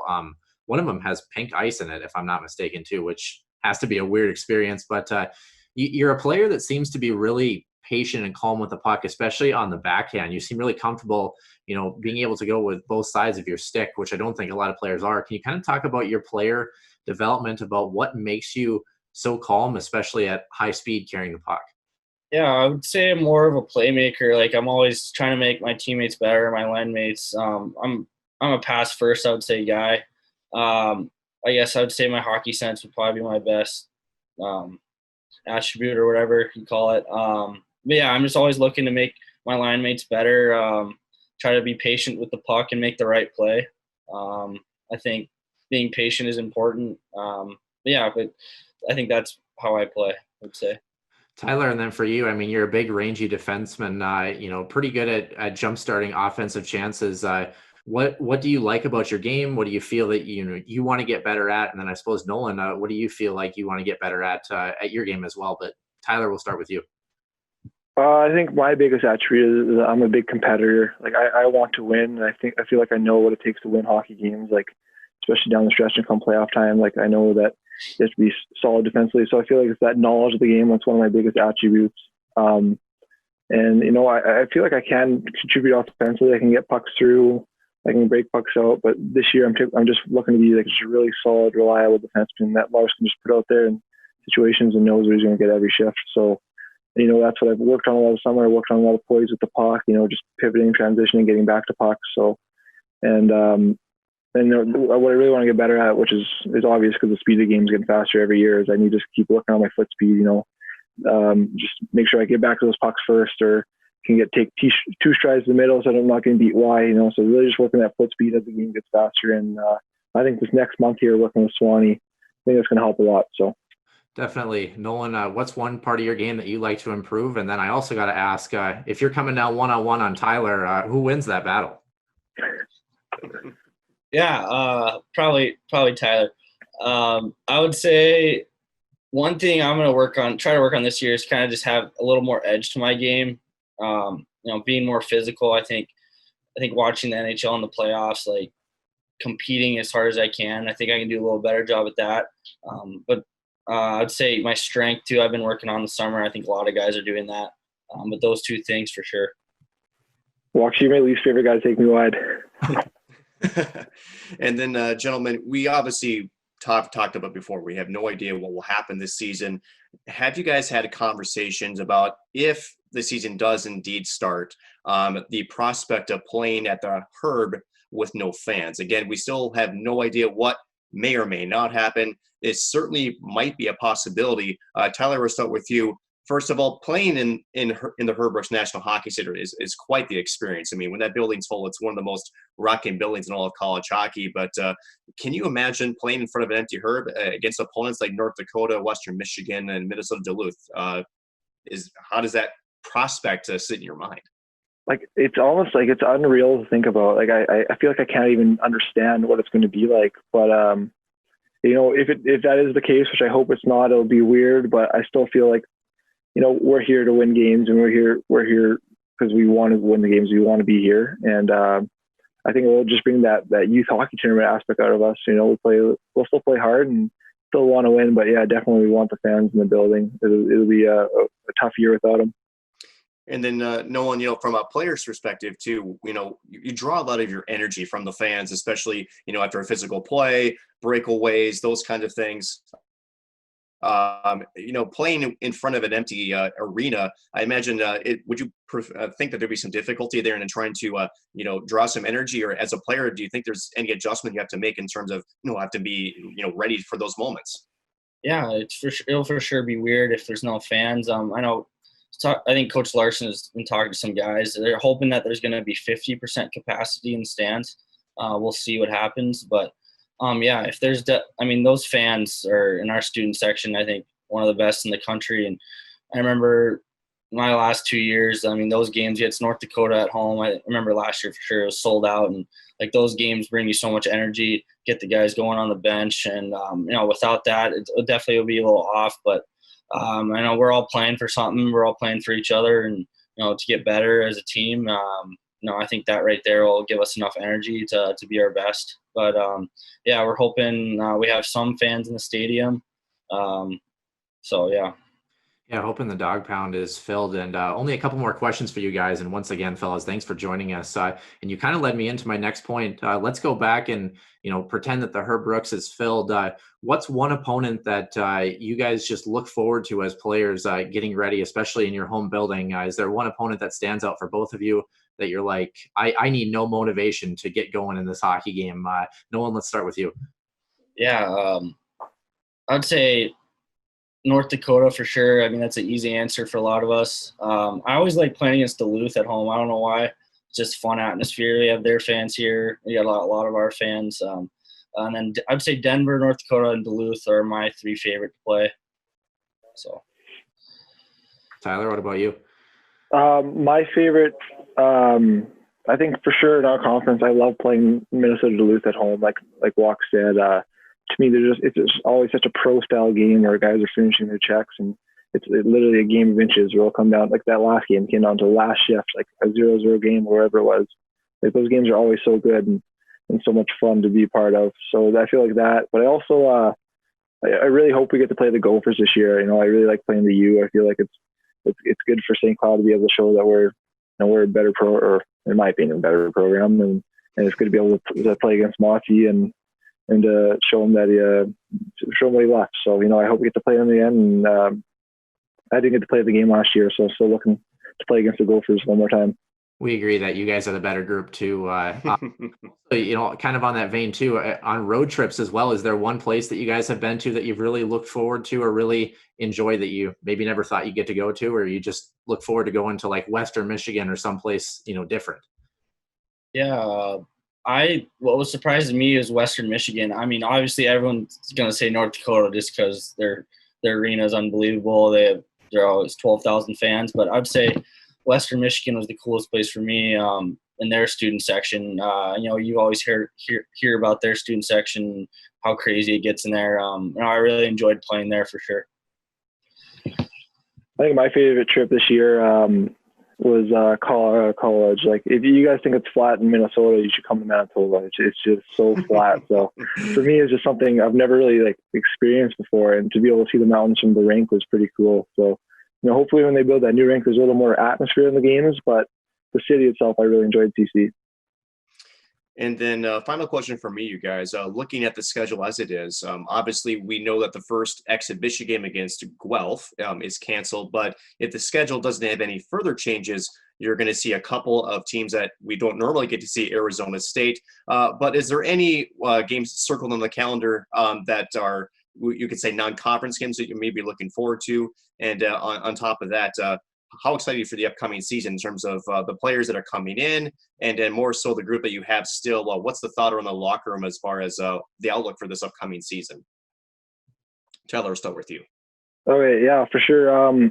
I think that Arizona State game, if it does happen, is the one I'm circled. They've been a good team the past 2 years, so I'm really excited to see what they are like. What kind of team they are, and I really want to beat them. So that's one I got circled. And like I said, obviously the Gopher game, if that happens, I really want to play the Gophers. So, and then obviously all our in-conference games, I love playing too, like North Dakota. Those are always great games. So, and then as far as, what was the other question you asked? just the feelings of, where you think the team is going to be for the season. And the incoming freshmen. The incoming freshmen have been great. We have 4 incoming freshmen, and then we have 2 grad transfers who are actually living upstairs of the house I'm in. So they've been awesome guys.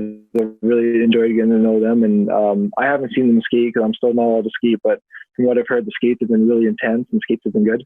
And that's a good sign right now. So I feel like going into the season, we're a hungry team, especially the way things ended last year, and I think that'll work in your advantage. We want to win. We've been here, especially with my group. We've been here 3 years. We're the number 1 ranked team my first 2 years, and we just haven't gotten it done. So we know this is our last shot at it, and we really want to get it done. So I feel really good going into this year that good things can happen. I feel like it's time for good things to happen here.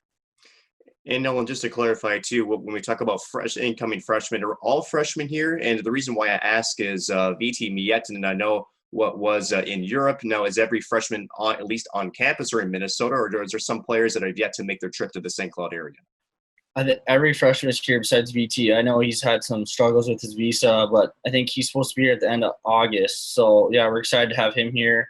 All the freshmen look great already. They're fitting in really well.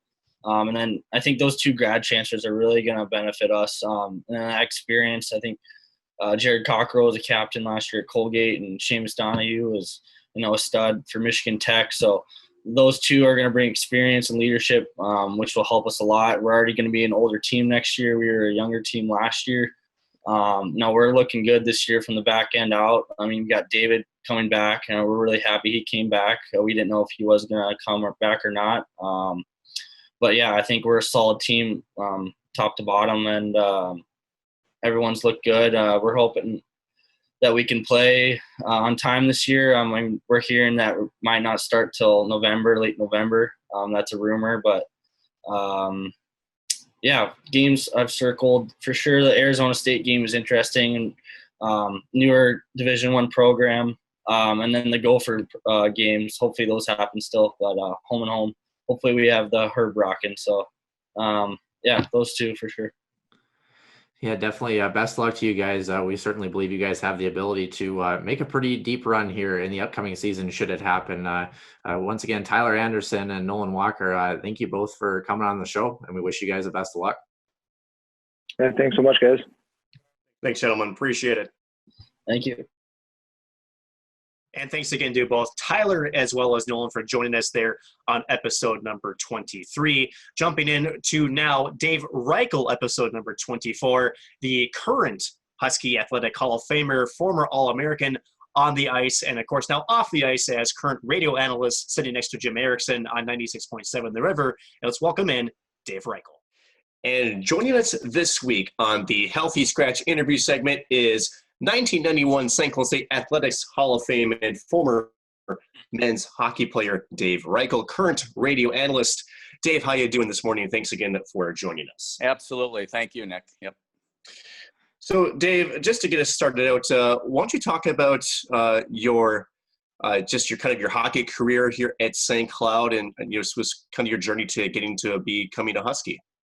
Sure. My dad played there in the 50s, so we have a lot of pride in the program going way back. And so at one point I said, Dad, I'm not going where you went, but I actually did, and it was a great choice. My dad, he said it was his best move ever.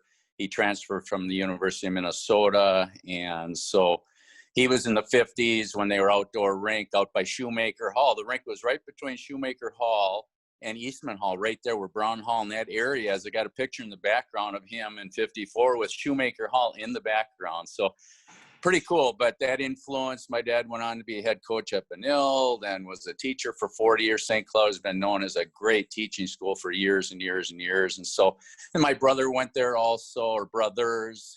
And so I came in the 70s and really enjoyed Coach Bash. Bash was my coach back then. Yeah, 138 points in your time there, actually third all-time in the pre-Division I era behind Mike Brodzinski and John Burgo. You actually hold the record for most assists in a season and career, and then your father, Jerry, actually is tied for the most goals in a game. You guys just kind of seem to have a knack of, being performers at that level. Was there ever... did you ever expect yourself to be one of the all-time scoring leaders in St. Cloud, or did you just, try to be the best player you could be on any given night? Yep, you nailed it right there, Noah. Yeah, you just try and be the best player you can. I started at a very young age. Again, my dad was head hockey coach at Benilde, so there was a lot of influence there. And so he didn't have to push at all. I mean, we were on the ponds and outdoor rinks constantly, day and night. And that's how you get to be good, is by doing that, not just your regular practice times, but all the extra stuff off the ice in the driveway, on ponds, that's how you get to be a good player. Dave, you mentioned obviously playing outside, the pond hockey and obviously development of the game. But, can you describe a little bit about your play style and guess why you were able to find the back of the net and put up the points that you did night in and night out for St. Cloud State? Yeah, everybody has a different style. It's what you're given and what you go with. And so I just enjoy setting people up. Scoring goals, it was awesome all the time. But you just go with your strengths. Some people are grinders down low. Some people are better in front of the net. Some people are better playing defense. I enjoyed playing up the middle, playing as a centerman, where you're in touch with the whole game. You play defense and offense, and there's more skating involved in playing center. So I enjoyed that a lot. You actually kind of capped off your performance as a Husky. I mean, you're a two-time All-American, but, a 6-point game in 1977-78 versus Iowa State. Is there a game or a particular series or set of moments as a player that's really stood out to you as kind of being, that game to remember or series to remember as a player for the Huskies? Not any one particular game or series, but the rivalries were the big thing that, like, for example, St. John's, Mankato State was our big rival back then. And so all the games, St. Cloud, even today, St. Cloud State versus Mankato State, now it's MSU Mankato, but those were tough games. MSU Mankato, always a top program. St. Cloud State, very, very good also. And so those big rivalry games, those are the ones that you really look forward to, and I really enjoyed those a lot. Dave, how much influence did your dad as being a coach have an impact on you? I mean, I can imagine that you learned quite a bit from him and maybe just watching him. How was he as an impact for you as a player?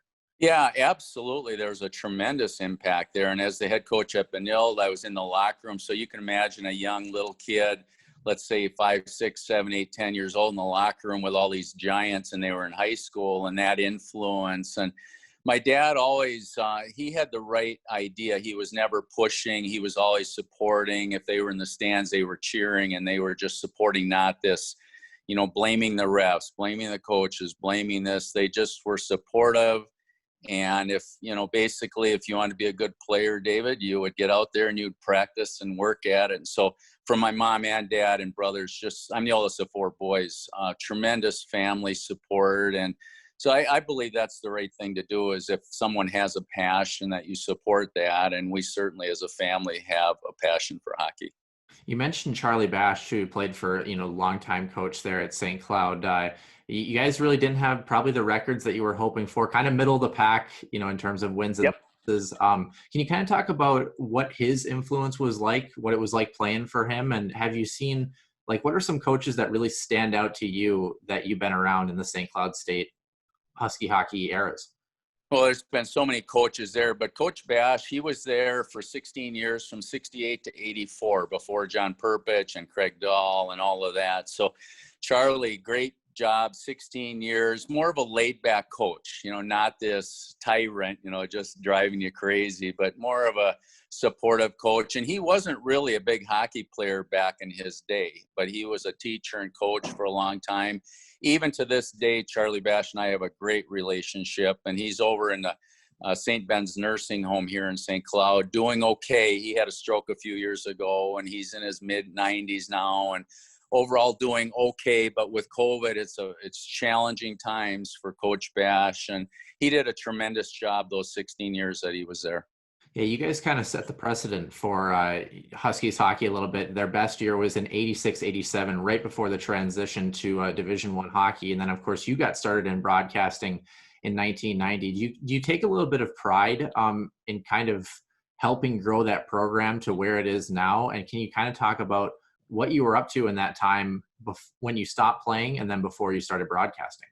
Yeah, I do take a lot of pride in the whole program. It goes back to 1931. When your dad plays there back, that was 70 years ago my dad played there. So, I mean, there is a deep love and pride in the program. Love to see how it's going. A lot of times the younger players or current people around don't realize that all these different eras through the 30s, 40s, 50s, 60s, 70s, there's a lot to it. Like, for example, the 50s, they kept the program alive. My dad told me they had to just work and just scratch and claw to keep the program going and keep it alive. And so really there's no one era that's better than the other or more important. It's just a combination of all these eras. You go back in time, St. Cloud was the team going back years ago. And people were coming from all over. You know, you got Frank Brimsick in the Hockey Hall of Fame coming early here to St. Cloud State. So this program is not just now. I mean, it goes way, way back. And so,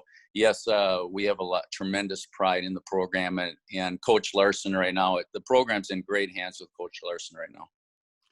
Dave, I mentioned briefly, member of the 1991 St. Cloud State Athletic Hall of Fame. I guess what kind of pride do you take as far as, you play, as a student athlete, you put up the numbers that you did, but, is there just something different about having your name called and being recognized on the university level like you did in 91? Yeah, thanks for that question, Nick. The pride factor too. So St. Cloud State University has been around 150 years, and the Athletic Hall of Fame, that how many very good athletes have come through the program, the school, and all sports. And what's unique is in 91, my dad and I both were inducted the same year. And to this day, at 150 years, there's one father and son in the Athletic Hall of Fame at St. Cloud State University. It's my dad and I. So am I proud about that? Absolutely. My dad has passed away now. And I mean, when, it's an emotional deal because he was a Husky through and through, not a Gopher. He was all Husky. And so being inducted in 91 with him was a really neat family thing, not just my dad and I, but a family thing. And so that pride continues in the program. My brother Mark played for the Huskies also, and I had another brother go to St. Cloud State. My mom and dad met at St. Cloud. My mom was a nurse there. And so it's much deeper than hockey also. Thanks, Nick. To get back to the game too, you got into broadcasting, I believe it was in 1990, and you've been That's correct. Yep. For almost 30 years. How did that opportunity just kind of come about, and what kind of, did you know that you were going to do it from the get-go, or did you kind of have to think about, going on the air for the first time? You guys are coming up with great questions. Nice. So in 1989, I flipped on a broadcast. And so what happened, I was just tuning in. Greg Harrington was broadcasting the Huskies 1989. And he's doing the game alone in 1989. I thought, this is crazy. He's got to go 3.5 hours alone. And that is just to keep talking alone for 3.5 hours. So in 1989, I called WJON Studios. The sports manager's name's John Schroeder over there, and just said, hey, you got to have a color analyst, a color man. And can I audition? He said, sure, we'll do an audition right away. Went and auditioned, did a high school game with John Schroeder, and boom, got hired right away. So 30 years later, still going strong, covering Husky hockey. It's pretty fun. Dave, as much as you learned the game of hockey when you're younger, as a broadcaster, I imagine there's things you had to learn along the way. Is there any one thing in particular you've had to learn in your use of broadcast, and any one person that's had a big influence on your broadcasting career? I don't know if anyone, maybe Al Shaver. As a kid, we always enjoyed broadcasting. But one thing as a broadcaster, and you can do this, is a lot of interviews, you really have to listen to who you're interviewing. And instead of just all these pre-planned questions, you have to really listen and try and feed off of who you're interviewing, and you can go that direction. That's ideal if you can follow the direction of the person you're talking to. But at the same time, while you're listening to that person you're interviewing, you also have to, in the back of your mind, be ready to ask another question, because some people, their answers are very short, as you know, and so you have to really be on your toes to be a good listener and be prepared. So it's a challenge, but with experience, it gets easier and easier and easier. But that was an interesting thing to learn, that art of being able to listen and think at the same. I mean, it's not as easy as it sounds. It's quite challenging. I can definitely empathize with that. I know that if I ever have my wheels turning and I need to buy myself a few time, I just ask Brett Larson about a player, because he's going to give me about a 5-second answer before he yeah on to the next. Speaking of like a 5, I've interviewed, a zillion players and coaches, and big time scouts and going all, Herb Brooks to just about everybody. And the one interview, and I've done a ton of them, like Al Shaver was an awesome interview, Glenn Sonmore. So to your point, sort of what I would do between intermission, this was just one game at Mariucci Arena years ago. So I sat down with Glenn and basically asked him one question. And then about 12 minutes later, the interview was over, because you didn't even have to, he would just meander for 12 minutes straight with one question, where other guys, and you guys would appreciate this, you got to keep asking tons of questions. So I just put my feet up, crossed my legs, and listened to Glenn Sonmore for about 12 minutes, straight minutes. It was pretty cool. Yeah, it's kind of funny. I think that especially players, you see players get a little more nervous about it too. And it's kind of like, especially freshmen. Yes. It's like we're nervous too. Don't worry, we're the ones who has to put this all together. But speaking of players, in your time both as a player and as a broadcaster, are there a couple of guys or a certain team that really stands out to you as kind of being this elite tier, kind of just one step above some of the other teams or players at St. Cloud State? Well, the best team ever, there are so many ways we can go with this, but 2 years ago, that team, that was the unbeatable team led by Jimmy Schultz. That you could not ask for a better team. That year they went into Boston College, let's say the Notre Dame of football, and they just beat them 7-0 at BC. And so that team was a special team. They were unbeatable, undefeated at home. You couldn't beat them, and yet in athletics, you never know. And then American International College beat them. The ice was not good that afternoon, and everything American International played an awesome game. St. Cloud just couldn't get their wheels going, and with that bouncing puck, but a tremendous. That's as good. They had no weaknesses in that team. It just shows you in sports, even though they were unbeatable, they got beat.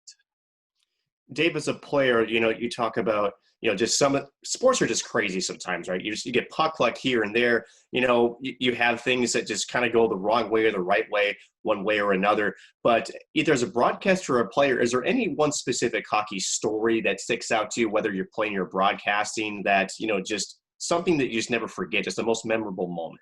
Okay, great one. Now, in 30 years of broadcasting, we could talk for hours about stories. It's unbelievable over the years what you have. But I'll just throw one that just popped into mind right away. So this was Gino Parrish back, let's say it's 20 years ago. I'm not sure what year, Gino, but we're doing the senior night's a very emotional night for these seniors. And so he's coming out from behind the bench, Gino Parrish. He has a rainbow wig stashed behind the bench in the hallway.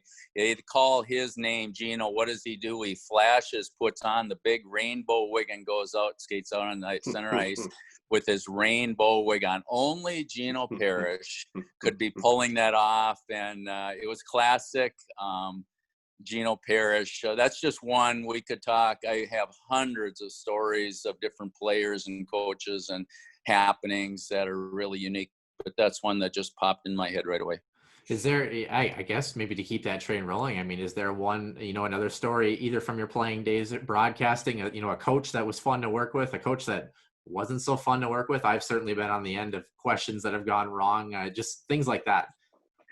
I don't tell. There's just so many, it's just hard, Noah, to just pick on one. If you were to ask me like one player, I could just, go, because every player was just so unique. Maybe the most gifted scorer we ever had was Mark Hartigan, and what he did for St. Cloud State is his scoring abilities. And one game, I believe he had 4 goals against Alaska Anchorage, but he was a sniper, a great player.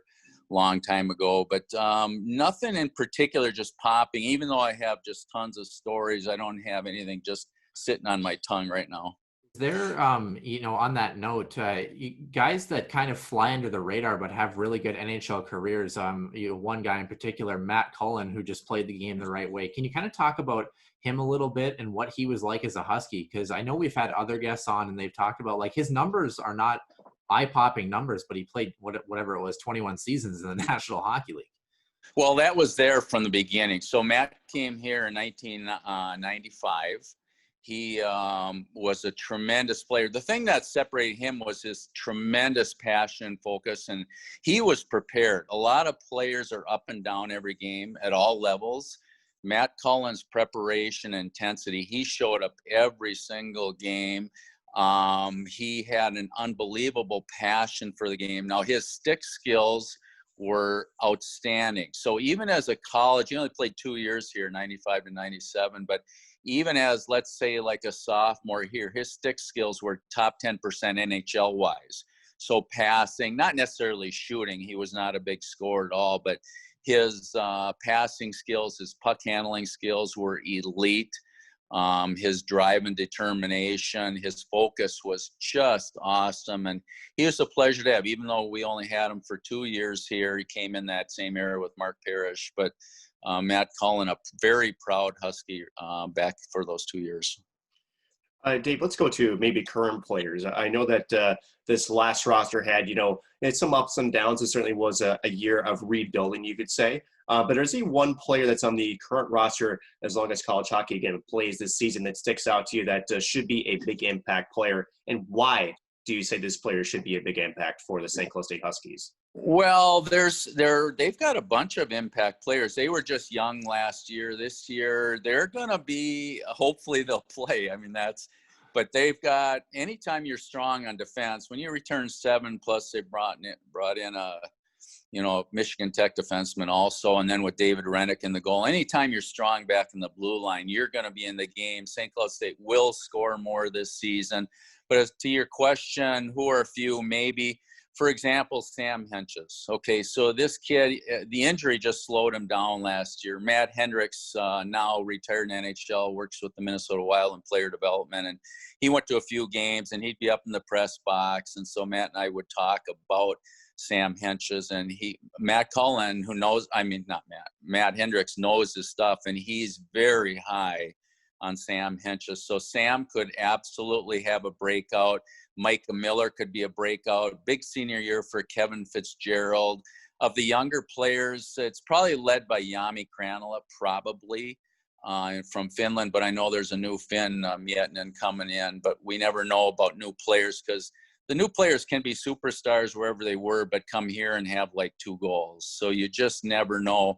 Those are a few. Trable back in the blue line was absolutely outstanding. Lots of young players, but as the season went on, they got better and better and better. So if you're going to just say maybe one, and Johnny Brodzinski, Easton Brodzinski can score like crazy, leading goal scorer last year.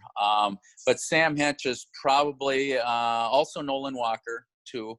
But if I was going to point at one, I'd say maybe Sam Henches. He has a real upside, a real strong potential to be a great college player and potentially move on to the NHL too. Yeah, he's kind of got a gear that nobody else really seems to get to, and could be a real steal as a late round pick for the Minnesota Wild. Right, and it just slowed him down. That injury really slowed him down big time, and so if he can stay, he's got that explosive speed. And what's unique too about him, and Matt Hendricks and I were talking about it, is he's not afraid to go to the net. I mean, my gosh, he's not a huge guy, but that kid just goes for the net, puts his nose in there with that speed too. He's a fun player to watch. He's a guy too. We talked in Duluth, like you mentioned, after that injury, he was a little bit snake bit. And I think once he starts scoring again, those floodgates are going to open. But on the back end, a guy who isn't so young and really doesn't want the floodgates to open is senior David Rennick, who is an LA Kings draft pick. Can you kind of talk about David Rennick and what he brings to this team, and potentially what you see in his future as an LA King? Well, David Rennick's getting better and better. Now, 2 years ago, he had that elite defense right smack in front of him, but the LA Kings are very happy with David Rennick. This kid is an elite goaltender. He's one of the nicest guys, even as a freshman coming in. So I get to be in the trenches after the games. This kid is just even keel, even with a big win or a tough loss.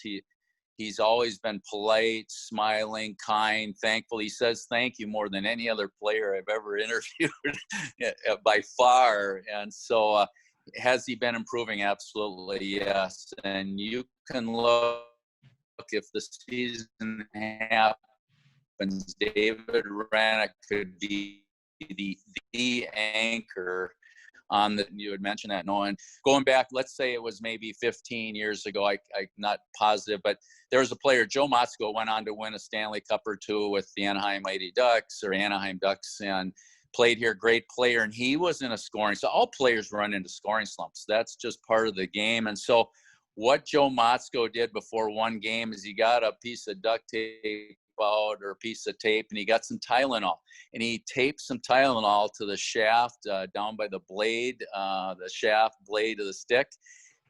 A piece of a Tylenol next to it to get out of his scoring slump, and it did eventually work. I guess the stick had a little bit of a cold there. Just needed to give it a little bit of medicine, yes, right? it did. Hey, there's some these players that you get in their heads, and it's funny what they come up with. But the Tylenol worked for Joe Motzko back. Dave, you talk about defense earlier. I want to talk about Nick Perbix on the blue line, who really, as the second half of the season roll on last year, really emerged to me as more of a two-way player. We knew that he had some potential to be more on the offensive side, but he really started to emerge as a guy who wasn't afraid to carry the puck from his end all the way in, and really started to kind of pinch and be more comfortable with providing some offense. But talk about his offensive side of the game, but more importantly, just how good he is on the defensive side of the game. He's a player that's really emerged. You're exactly right on that, Nick. He has come on big time, and when he's dialed in and when he's focused, he is one tough kid to handle that reach. How would you like to defend against that guy with that reach and his stick handling skills? When he comes and shows up ready mentally and fired up, and as the season went on, he got better and better and better. So he has the potential also to move on to the big league when he finishes. And you're right, that kid, he was a force. He'll be a top 2 or 3 defenseman on this team, and we're lucky to still have him here. Kind of transitioning a little bit to, you get to sit kind of up in the Eagles perch, so to speak, calling the games with current play-by-play announcer Jim Erickson. One, what's it like to work with Jim and kind of some of the other guys that you've worked with? And then 2, do you plan to do this long time? I mean, I know you've been doing it for 30 years, but do you plan on doing it as long as you possibly can, or is there an end goal in sight? Because I know Nick and I are looking for a job, so I guess You want to knock me off? All right, okay. Well, basically what I do is I take it 1 year at a time. So I don't think 2 years, I don't think 3 years. I just think, because the business is so tough, it's a tough business behind the scenes. It's not like they just hand you this job. Like in my case, mid-August contracts come out, and it's just a 1-year contract every year, and you just never know. I mean, the business is tough. Radio and TV can get a little nasty. And so 1 year at a time, just take it. This year, I'm hoping to do it. COVID is really, who knows? As far as all the people I've been able to broadcast, it's been a pleasure all these years. Jim Erickson now, the last 4 or 5 years. Dan Terhar, both Minnesota Wild type guy. Dan Terhar from the Wild, long time. Don Lyons, Tom Witchen, on and on. I mean, going way back 30 years. Greg Harrington back in the very, very beginning. Rick Benson, Dan Hammond. I mean, there's just so many really strong broadcasters. And as the color analyst, what I would do is sort of mesh with their style. Instead of them having to work with me, I would sort of blend to what worked for them. And it just worked out easier. It works easier that way. Being a play-by-play guy in hockey is extremely difficult. That is one of the toughest jobs you could ever have. And Jim Erickson does a tremendous job, and we're fortunate to have him before the NHL steals him. I'll tell you that. It's kind of funny. Actually, Nick and I actually met at a hockey game during the Northeastern series, calling a hockey game. It's the first time we ever met each other. And sorry to cut you off there, Nick. Actually, I'm not sorry at all. But You never say sorry. What's going on here? Hey, but is there a moment in broadcasting, especially maybe in your earlier days, where you kind of had maybe a technical issue or some sort of like mishap on your end where you're like, wow, that was nuts, and I hope that just never happens to me ever again?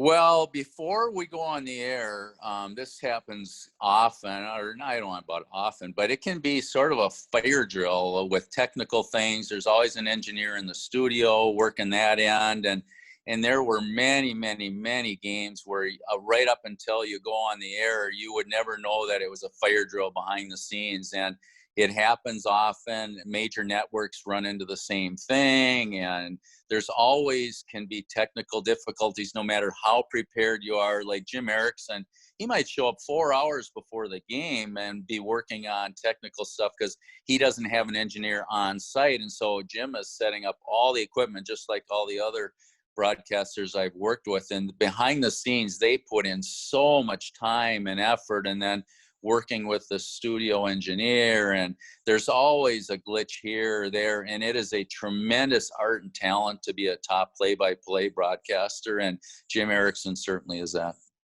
You know, Dave, broadcasting in a sense is almost like hockey, right? You can prepare all you want, you can have the scouting reports, but just some things just sometimes they just happen, right? They just happen. And, you know, as far as, you know, just kind of going with the flow, is there any sort of similarities as being a player to being a broadcaster in terms of, you know, whether it's my mic's not working and, you know, you're really trying to get things ready before you go live on air. It's maybe 30 seconds before you go, but you just have to kind of roll with it. Are there any similarities from your playing days to maybe being ready to go on live on a broadcast?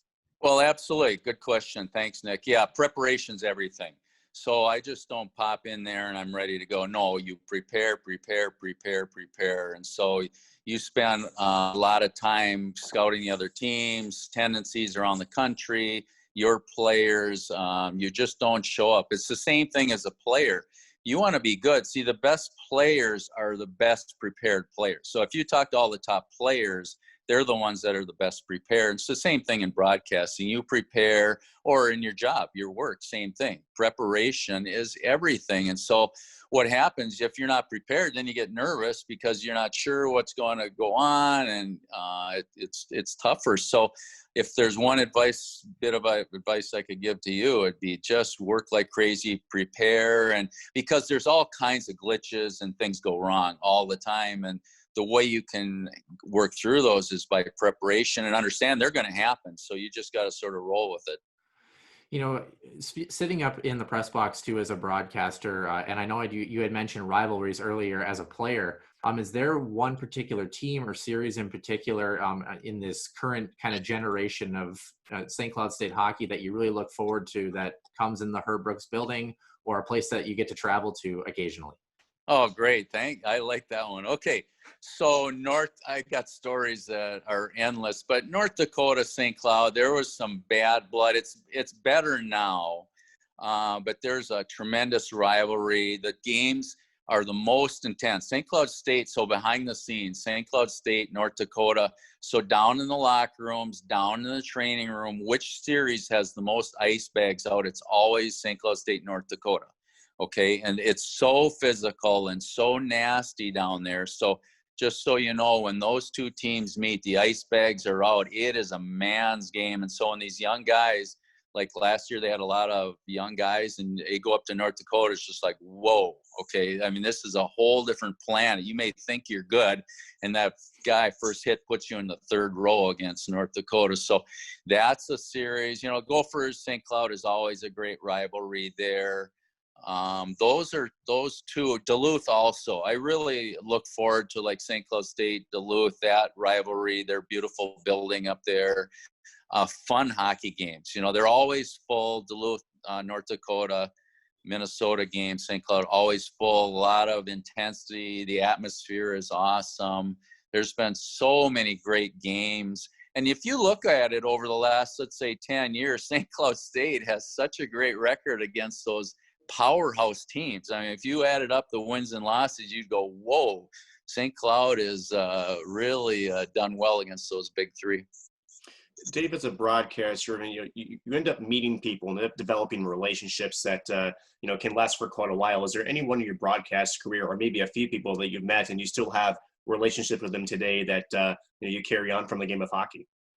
All the people I've worked with have been great. There's a lot of pro scouts that come through, some big time NHL, you know, like let's say a Herb Brooks or a Glenn Somm or an Al Shaver who spent, so like Herb Brooks, a little bit about him, he would always hide up in the press box, and we did once in a while would interview, but he wanted to sort of hide in the background, and he was a part of bringing up this Division I hockey. You know, there were tons of other people that were bigger part of that puzzle than Herb Brooks was, but that name piece and Herb Brooks. So there's a lot of these, hockey is a small community at the top level when you look at people like that. And generally speaking, hockey people are really good. They're down to earth. They're not full of themselves. Their heads aren't just huge. You can have a regular conversation with hockey people instead of like, oh, why are you bothering me? You know, they're more down to earth. So as you move forward in your career, hockey guys are, no matter who they are, you can have a very good conversation with them. Only a couple more questions for you, Dave. And once again, thanks for joining us this morning. In your transition to, you know, from the Division III, Division II, and Division I eras at St. Cloud State, the Herb Brooks National Hockey Center has been a staple for a long time in the past, you know, 2 decades or so. If you could update the Herb or make some changes to the Herb, what are some things that maybe stick out on your mind? Because it's a cool building, but we all know, of course, it is an aging building as well.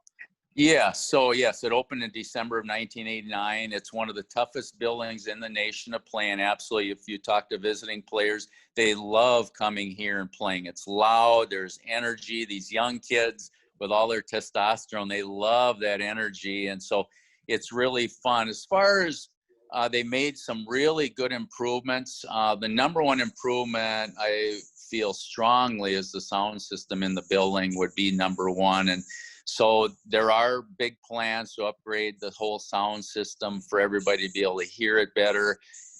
You can be at center ice and not really be able to hear very well. So there's pockets where the sound is not good and it's too tinny. With some good work in the roof and with a good sound system and baffling up in the ceiling, they can really improve that sound system. And it would just make it more enjoyable for everybody. And then you could have bigger events in there too. You could have a graduation and for example, like the sound system at Duluth is just awesome. You can put a wireless mic at center ice and you can hear every single word, and it makes such a big difference to be able to hear it clearly. And so I know behind the scenes they're working very, very hard on that issue and they're trying to make it better. So 30 years of that, you know, that sound banging around in there, they are going to take care of that. And then Dave, final question for you. Obviously the world today is incredibly different than we would normally be, say, a year ago with a normal off season. We're still waiting to hear if college hockey is indeed going to play, whether it's on time or delayed. But thinking to yourself as a player and now an analyst online, just how difficult do you think it is for a player to be in this scenario where things you might be playing might not? I guess, how would you as a player be looking forward to a season that may or may not happen? How difficult would it be? Right. Yeah. Thanks for that question. Yeah. What the players will do and are doing is they can't control all this, the COVID and everything happening. So as a player and the coaches, they're controlling what they can control. So they're working out. They've started skating as a team. They've had their individual workouts. They are controlling what they can control. And that's what your top athletes are doing. So they're training in mind that they're going to play. And that's the way they have to approach it. That's the way the coaches, everybody involved in the program from the top down, you're going full speed ahead. Do they have a plan A, a plan B, a plan C, a plan D? Yes, they do. But as a player specifically, you have to prepare like you're going full bore, and that's what they're doing. And once again, Dave, sorry. I have one last question, actually. And I know we've posited this to a couple of our guests. You know, the NCHC came about, of course, from dissolving the old WCHA. And I know hockey revenue and attendance has been down for in-person viewing for college hockey games. In your perspective, what does college hockey maybe need to do to, when everything returns back to normal, I should say, to get, you know, the Herb sold out every night like it used to be? Yeah, that is a tough question. Everybody's searching for answers. The big change was when the WCHA disbanded, and that was the big turnover. The lure of the Big Ten money took it away, and That was a big killer, and does change, life evolve and change, and that's just part of what happens. And so, is there any easy answer to your question? No. I mean, they're searching for all kinds of different ways to get people in the building. People a lot of times now like to sit at home on their couch and have a beverage on their couch. The games are all on TV. If we go back, though, the buildings were always sold out. The Gophers, who had the building always, people, so I'd get there early and they're always scalping in front, and now it's a half-empty building. And so it's really sad that that's happened, and they are searching, the people in charge are searching for ways, but there's no easy answer to that, Noah. If there's any consolation, they can just listen to you on the radio, right? Yes, or you too. Yeah. So, yeah, it's fun. Whether you listen on the radio, tune in a game on TV, being there in person is the best. I mean, that is, and we want people to support Husky. We have so many people that are passionate Husky followers and super fans, and so hopefully they'll be able to follow their team this year. And hopefully we'll have college hockey games, David, as well as having, if they do, fans in the stands as well. Once again, thank you very much, Dave, for joining us. 1991 St. Cloud State Hockey Hall of Fame, as well as current broadcaster. Again, Dave, thanks for joining us. You're welcome. Thank you, Nick. Thank you, Noah. Thanks, Dave. Thank you. And definitely a blast to sit down with Dave Reichel. Dave, always a very nice guy. We'll talk to you pretty much about anything at any time, and certainly has a very knowledgeable hockey mind. Getting ready for his 31st year, hopefully, in the 2020 season for the radio station at 96.7 The River. And speaking of over 30 years of experience, a 31-year coaching veteran and now new CCHA commissioner, former Golden Gopher, longtime bench boss. A lot of titles for him, but really probably needs no introduction.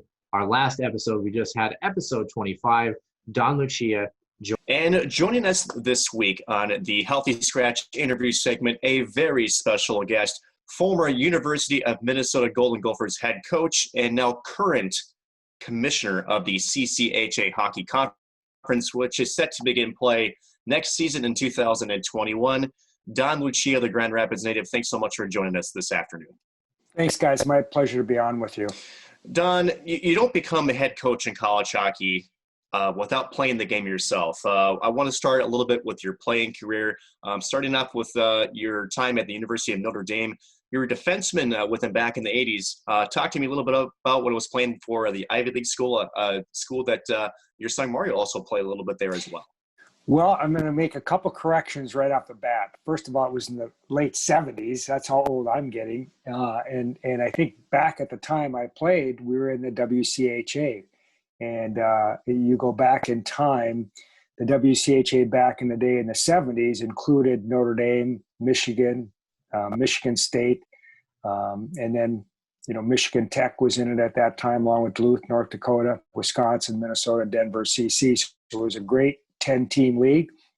And actually, after my senior year, the breakoff started, and that's had a lot to do with Title IX and gearing up for women's sports. So in 1981, Michigan State, Notre Dame, and Michigan Tech all moved over to the CCHA and left the WCHA with a 16-member league, and that's when they began their interlocking schedule with Hockey East in order to get enough games. And I think it certainly helped the WCHA at that time with only 6 members, but I think it really helped launch the Hockey East League back at that time when they traveled back and forth and played each team. But I had a lot of great memories in my time at Notre Dame in the WCHA. It's a little different. Nobody had great venues at the time. Nobody had all the bells and whistles that you see in facilities and weight rooms that they do now. So you went more for the education. You didn't really think about playing professional hockey at that time. So because very few people even played at that date. You look at how recruiting is today, and recruiting 14, 15-year-olds back in the mid 70s. I mean, you didn't even think about recruiting until after the state tournament was over your senior year, and that's certainly what happened. I think I took my visit after the state tournament, and it worked out great for me to be able to go to Notre Dame. I grew up, my dad was a high school football coach, so I was more in tune with college football probably even than college hockey growing up in northern Minnesota. And back in the day, the Notre Dame had the Sunday morning football, like an hour and a half show, a little abbreviated of their game from the day before, because there was only one game a day in college football back in the 70s. And so I had that, and my cousin was attending Notre Dame at the time. So it really was a great fit because, again, at Notre Dame, they were coming back to play at Duluth, at North Dakota, at Minnesota. So, friends and family could still attend games. Everybody knows you, as the University of Minnesota Golden Gophers head coach, 19 seasons, your total record as a coach. However, you sit sixth all time in coaching history with over 600 wins, 624 winning percentage, but you don't just become the University of Minnesota coach, right? It doesn't just happen. And one of the most impressive statistics, I think, from your early coaching days at Alaska Fairbanks and Colorado College is, especially at CC, your winning percentage in those 12 seasons that you coached at both of those schools. First of all, how did you get into the kind of independent / Division I coaching level? And then how did you have so much success at schools that really weren't powerhouse schools in a league that didn't really have a whole lot of parity back then, I should say? Well, if you go back when I was recruited to Notre Dame by Rick Schaefer, he was assistant coach at the time, and going into my senior year in college, he left to go start the program at Alaska Fairbanks. So the spring of my senior year, he'd written me a note, wanted to know if I wanted to come up and help him, getting the program started. Wasn't quite sure what I wanted to do. I had been drafted by the Flyers in college, but I knew I probably wasn't going to be good enough to ever play in the NHL. I was ready at that point in my life to kind of get on with post-hockey.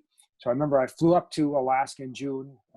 Obviously, a lot of sunshine, that 24 hours of daylight. And I registered for grad school. And so I went up there, and in September, a former teammate of mine was actually going to transfer up there. And so we drove up the Alaska Highway together and got in, I think, the end of August. I moved into the dorms. So I basically was on a scholarship they paid for my tuition. I worked in the rink. I drove the Zamboni. So I'm one of the few guys that actually knows how to drive the Zamboni. And there was days when even when I became the head coach, when I'd run the first half of practice, take my skates off, drive the Zamboni, clear the ice, put my skates back on, run the second half of practice. But that's kind of how it was done back in the day. So I went up there for a couple of years. It was a grad assistant, and then they created a full-time assistant coaching position for me. So that would have been 1983. I was there for a couple more years at University of Alaska Fairbanks. I went down to Anchorage for 2 years from 85 to 87. And then in 1987, Rick got the head coaching job back at Notre Dame. And then they called me to take his spot in Fairbanks. So, I had met my wife. She was born and raised in Fairbanks. So we went back to Fairbanks, and I was young. I think I was 28 when I was hired as a head coach. And it was a great training ground because you kind of had to do it all. There wasn't like the big staffs or anything like that. So we were at Division I independent at the time.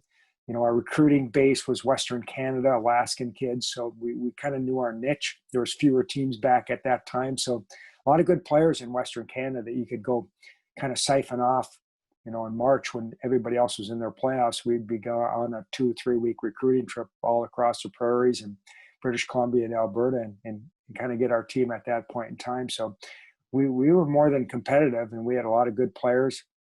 93, I ended up applying for the Colorado College job. I had applied for a few others, never could get an interview. So it was kind of on a whim. I decided to apply, went and interviewed that May and was able to get the job. And so it worked out great for me. I love Colorado College. The Colorado Springs area is a beautiful area. The Broadmoor got torn down after my first year. And we had to play at the Air Force Academy for 3.5 years until the World Arena was finished. But, I walked into a good situation. There was a lot of good players at the time. We were able to win 3 straight championships in the WCHA. Still to this day, probably the biggest disappointment in my coaching career was losing to Michigan in 96 in the national title game in overtime. Brendan Morrison still.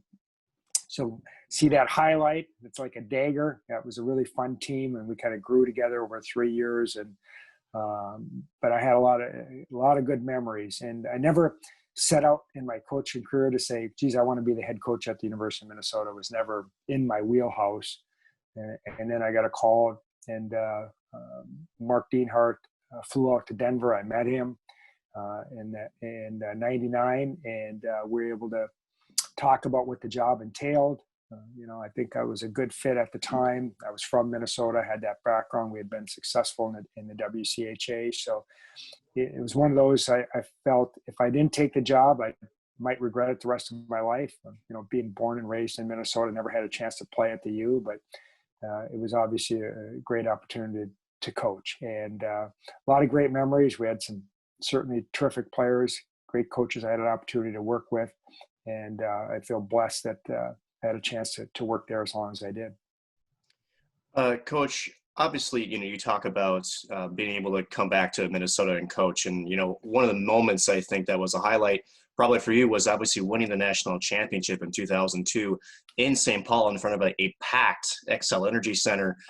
For college hockey, you mentioned in your playing days, and you don't have the venues like you mentioned, but you have a full 18,000 seat Xcel Energy Center when you're winning the national title. Can you just describe to me what the emotions was like winning that game in front of just a packed house? I mean, and how special that moment was for you? Well, it really was. And you go back, there was a lot of pressure on that group to try to get to St. Paul and play in that Frozen Four. And I remember beating, I think it turned out to be Colorado College in the regional final to get to St. Paul. And just the euphoria in the locker room, the excitement knowing that we were going to be able to play the Frozen Four in St. Paul. It was a great field with Michigan and let's see, I believe UNH was in it in Maine. And then, we had to play Michigan. It was funny because at the time I said that when I became the coach of Minnesota, there was a couple teams, if we were going to compete at the highest level, we're going to have to beat. One was Michigan. They had won it in 96, 98. North Dakota had a great run going at that time with Dean. And that was another team. And, kind of on our journey, we beat North Dakota in the first round of the WCHA playoffs. And then we beat Michigan in the semifinals and get an opportunity to play for that national championship game. I can't imagine what the disappointment would have been like had we not won. Interestingly enough, I was in the stands when Minnesota lost to Harvard. I was coaching up in Alaska, and I was recruiting in the spring, and that's back in the day. It would have been 89 if my memory serves me, that the Frozen Fours weren't necessarily sellouts at that point in time. And so I was able to get a ticket, and I was actually at that game and to see the disappointment in the Minnesota fans. So for us to be able to win that game at home, it just doesn't get any better than that. I know a lot of people even that had worked at ESPN said that was one of the best atmospheres for any sporting event they'd ever been at. So I think just the relief for everybody. Had been so long since a national title for hockey, a lot of close misses, a lot of Frozen Fours. But that relief of winning it all, and then how special we did it to tie it in the last minute and then win it in overtime. So this is a St. Cloud State podcast, but as I detailed to you before we came on the show, I grew up as a Gophers fan, obviously watched your entire tenure as a coach. And there's about 5 moments that really stick out to me. One of them that I was at, and feel free to not answer if you don't want to, but I kind of want to know, through 19 years, these pivotal moments, I kind of want to know what's going through your mind when these events happen. Some of them are good, some of them are bad, but we're going to jump right into them. The first one is the one that I was at, 2006, powerhouse Golden Gopher team in Grand Forks, Holy Cross. Kellen Briggs gets beat in overtime. Can you kind of just take us through not only really what that team was like, but just, arguably the original college hockey upset in the prime era of the WCHA, unfortunately on the losing end for the Gophers? Yeah, I'll go back even further. I think it was really good for college hockey. It wasn't good for us, but it was really good for college hockey and I knew Holy Cross was a good team. You look at, they had won 26 or 28 games. They had scoring. They had a really good goaltender.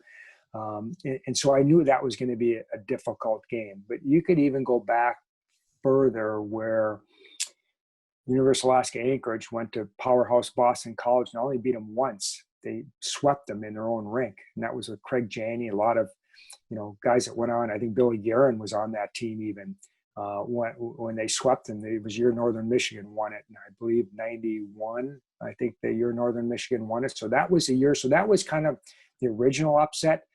But I think it did a couple things. It showed that the Atlantic League was for real, and whether it was before or soon thereafter, you see how often the Atlantic League knocked off, whether it was Michigan, Cornell, Minnesota, UNH. I mean, you can go right on down the line, Notre Dame. A lot of teams came from that league, or the CCHA back in the day, and in a one game, anything can happen. That's the beauty of NCAA basketball, right? Everybody loves the upset in the NCAA basketball. So it was difficult. I think that team had some distractions. I always said that a lot of guys were going to be signing pro contracts, and so did some guys were they a little bit mentally distracted, knowing that, geez, okay, if we beat Holy Cross, we're going to be able to beat North Dakota in the championship game that year in Grand Forks, and if not, I'm going to sign my NHL contract and move on. So I think we had a little of those distractions, but I don't want to take anything away from Holy Cross. They played well. And it just, you get to overtime, it's a bounce of a puck. They shoot a puck, goes off. Actually, I think it was a centering pass, went off our defenseman, skate right back to the same guy. Our goaltender had moved, and they scored. So as disappointed as I was almost happy for the other side that, the euphoria that they feel, because I've been on the other side when I was at Fairbanks, going into Michigan State and winning a game back when they were a powerhouse. And so you understand what they're going through and what their kids are going through. And actually they played, I think they ended up losing by a goal or two to North Dakota the next night. So they were a good team, disappointing, but without question, that was a real kick in the gut because that was a good team. We had some deficiencies that they always say that your deficiencies show up at the end. But that was, as disappointing as it was for us, it was actually, I think, a good day for college hockey. If you ever get a chance, Gophers fan or not, go try to find the Holy Cross radio guys broadcast. They yell for about 5 minutes after they score it. I mean, yeah. Talk about that emotion. It's pretty cool. The next couple I have, it's a pair of them from 2007. First one, January 29th, Robbie Bina, Jeff Frazee, the 200-foot goal. And I think really the iconic moment of that is, of course, after the first period, you're walking across the ice and you give the triple stare as you're walking across the blue line to Jeff Frazee. Obviously, you're emotionally fired up. You're in the moment. Have you ever talked with Frazee with that? Do you look back on that and kind of think like, oh, geez, I wish I would have done that, or it just is what it is? Well, it was at the Robbie. I remember the death stare at St. Cloud when one went in, and it was an offside thereafter, and I think he got the hook after that one. But it's one of those things, and it happens in NHL. You see those fluky goals, and it happens in college. It happens at high school. It happens at every level. So, that's just one of those fluky deals. I remember. I think it was the same. Well, no, it wasn't the same year, but I remember the first game at Ralph Engelstad Arena. We scored on a goal like that in 2002. Actually, it had been fall of 2001 in the first game at Ralph Engelstad Arena that October. I don't know if it was Jordan Leopold or who launched one from about the top of our circles and scored in very similar fashion. So if you do this long enough, you're going to be on each side of those fluky goals. Speaking of fluky goals, the other one happened in 2007 as well, and arguably one of the best hockey games Nick and I have ever seen. WCHA Final Five, Blake Wheeler. Don't know why he was diving to prevent that icing, but I'm glad he scored against Lamoureux because I felt like Lamoureux is a really dramatic goaltender to begin with. But when you saw that goal go in, just the flukiest of plays, was there just kind of like, I can't believe that just happened. I still can't believe it happened, even to this day myself. Yes. But you know what? Great athletes create great moments too. I always believe that. And certainly Blake Wheeler was a great athlete. And that was a heck of a game. It was interesting. I think it was this spring that game was rebroadcast. Mm-hmm. And when everything was dead, and I watched it from start to finish, and it's like, oh my gosh, the pace, the quality of the players, that packed atmosphere. I mean, that was as good as it gets. And that was a heck of a game. I mean, I don't care if it was 13 years ago. You put all those guys on the ice now, some of them are still playing the NHL. It was just a really, really good college hockey game and two really good teams. And, we got the better of it that game. Unfortunately, the next weekend they beat us in overtime in the regional final to go to St. Louis. But, Blake Wheeler was a great athlete. tremendous skater and just one of those, kind of like in the 80 Olympics when, they didn't give up on that play at the end of the second period and scored that goal with 1 second to go to turn that game against Russia around. Very similar that Blake never gave up on that play. And with his 6'5" height and reach, that he was able to chip that puck over the goaltender. Now, if the goaltender would have stood up, he probably wouldn't have been able to do it, but, he kind of went down to try to poke check at the exact same time. So I always say it was a little bit of a fluky play, but at the same time, a great athlete can come through and make a play like that. And the last one I have for you, 2014, a bit of good and bad. Justin Hall, of course, his goal in a game with half a second left, in a game that arguably I thought North Dakota was the better team by a mile. And then unfortunately, Shane Gostisbehere goes +7 2 nights later for Union to win the national championship. Can you kind of talk about those two games? And then, going into that national championship as well, knowing that you won it in 02 and 03, did you kind of just know how tough that uphill battle was going to be to win a national championship? Yeah, if you go back, the previous year, that's I believe when we lost that game to Yale, and Yale went on to win the national title that year. And after that, I believe it was, Bukestead, Haula, Alt, Nate Schmidt, and I think Budish could have come back one more year. So all 5 guys left our team that year. And we looked at that year, it was going to be a rebuilding year. We had 6 freshman forwards on that team. And so, I never dreamed we'd have that type of year, but everything kind of came into play for us. We had a good defensive core. Adam Wilcox had a terrific year in goal for us. And we were able to get back to the Frozen Four. North Dakota might have had a little bit of the better play in that game, but Adam was really good. And certainly we took that penalty towards the end of the game, and you're just get us to overtime. And it is one of the most amazing plays that you got to face off in your own zone. You're shorthanded. There's probably 10 seconds left to go in the game, in the regulation. And then we end up scoring in such dramatic fashion. I've never been a part of a game like that to end it like that. And it was thrilling. It was euphoria. I think the hardest part for us, I don't think we got to sleep that Thursday night until 3 or 4 o'clock in the morning, because it was a late game.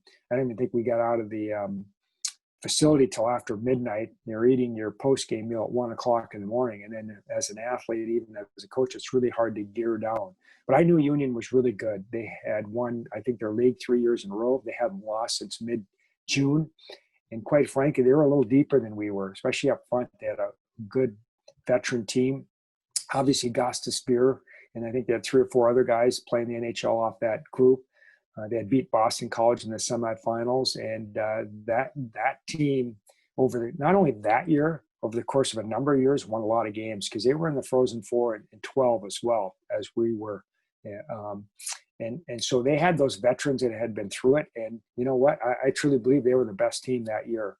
They were a little bit deeper, in hindsight. I would have liked to have used a timeout in that first period, but we couldn't get to another whistle when they scored that barrage of goals, because all we needed was a whistle stop, and it was going to be a TV timeout. But we pulled back. It was a 1-goal game at the end, but we just couldn't get the equalizer, and then they scored that empty netter at the end. So it was a thrill to get there. It wasn't necessarily expected that year, and even though the difficult things for our fans, that when you get there, they want you to win it, which is the great thing and about coaching at the University of Minnesota. So I feel fortunate in my coaching career. I always say I experienced it all. I mean, been to Frozen Fours, won a national title in overtime, lost a national title in overtime, won one, in regulation, lost one in regulation. Same thing, even the Final Fives, won them in overtime, lost them in overtime in the coaching career. So, when you do it as long as I did, you get to experience it all. And that's one of the things I'm grateful for, is that I was able to experience so many different things over the course of my career in coaching, and I enjoyed it. There was days that there were some difficult days, like when you get beat by Holy Cross, but then there's some fabulous days when you win a national title, or just, have some big wins along the way that are really gratifying that, maybe the general public doesn't even remember. Don, certainly over the course of a long coaching career, you've had the opportunity to coach some really good athletes, as you mentioned. We talked about Blake Wheeler. You coached a Hobie Baker winner and Jordan Leopold back in 2002. But do any couple of players stick out to you as being some of the most talented that you've had over the coaching career, or maybe a couple that came through that, maybe surprised you the most improved? Can you name a couple of players that to you maybe just the most talented that you've coached in your coaching career? Yeah, I mean, it's funny because now I'm going to give you a name that you'll never even probably heard of, and his name is Steve Moria. And I had him when I was up in Alaska Fairbanks, and he actually, when we were a Division I independent, set the record for most points in a year at 109. He ended up being signed by the New York Rangers. Unfortunately, the new regime came in that spring, and they went from wanting skill to more brawn at that time. He ended up playing into his 50s in Europe. Just a phenomenal athlete, and I think in his 3-year career, there's only one game he didn't score a point, and he went in. He was trying to break and I think he did at the time, the consecutive point streak at Michigan State. We were one of their former teammates, our players had the record, and we were going in to play Michigan State, and that was a big thing. You wanted to make sure he stayed off the board. I think he scored the first shift of the game to keep the point streak intact. And unfortunately, I think the next night we played Ferris, and we ended up getting shut out the only time in his career. He was a great athlete, and that's one that really, really stands out for me. Obviously, Blake Wheeler was a really great athlete. And so there's two things. Are you a really great athlete or a really great hockey player? And not necessarily one and the same. I mean, Thomas Vanek's offensive skill level, his release probably was the best I've been around.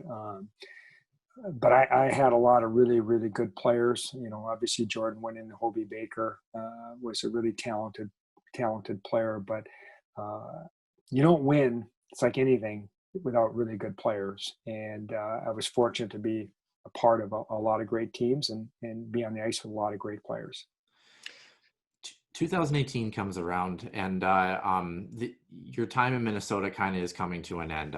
You've actually had one losing season at the U. You missed 4 games that year in 2009 with sarcoidosis, and actually went 17-18. So as far as losing records go, not too bad.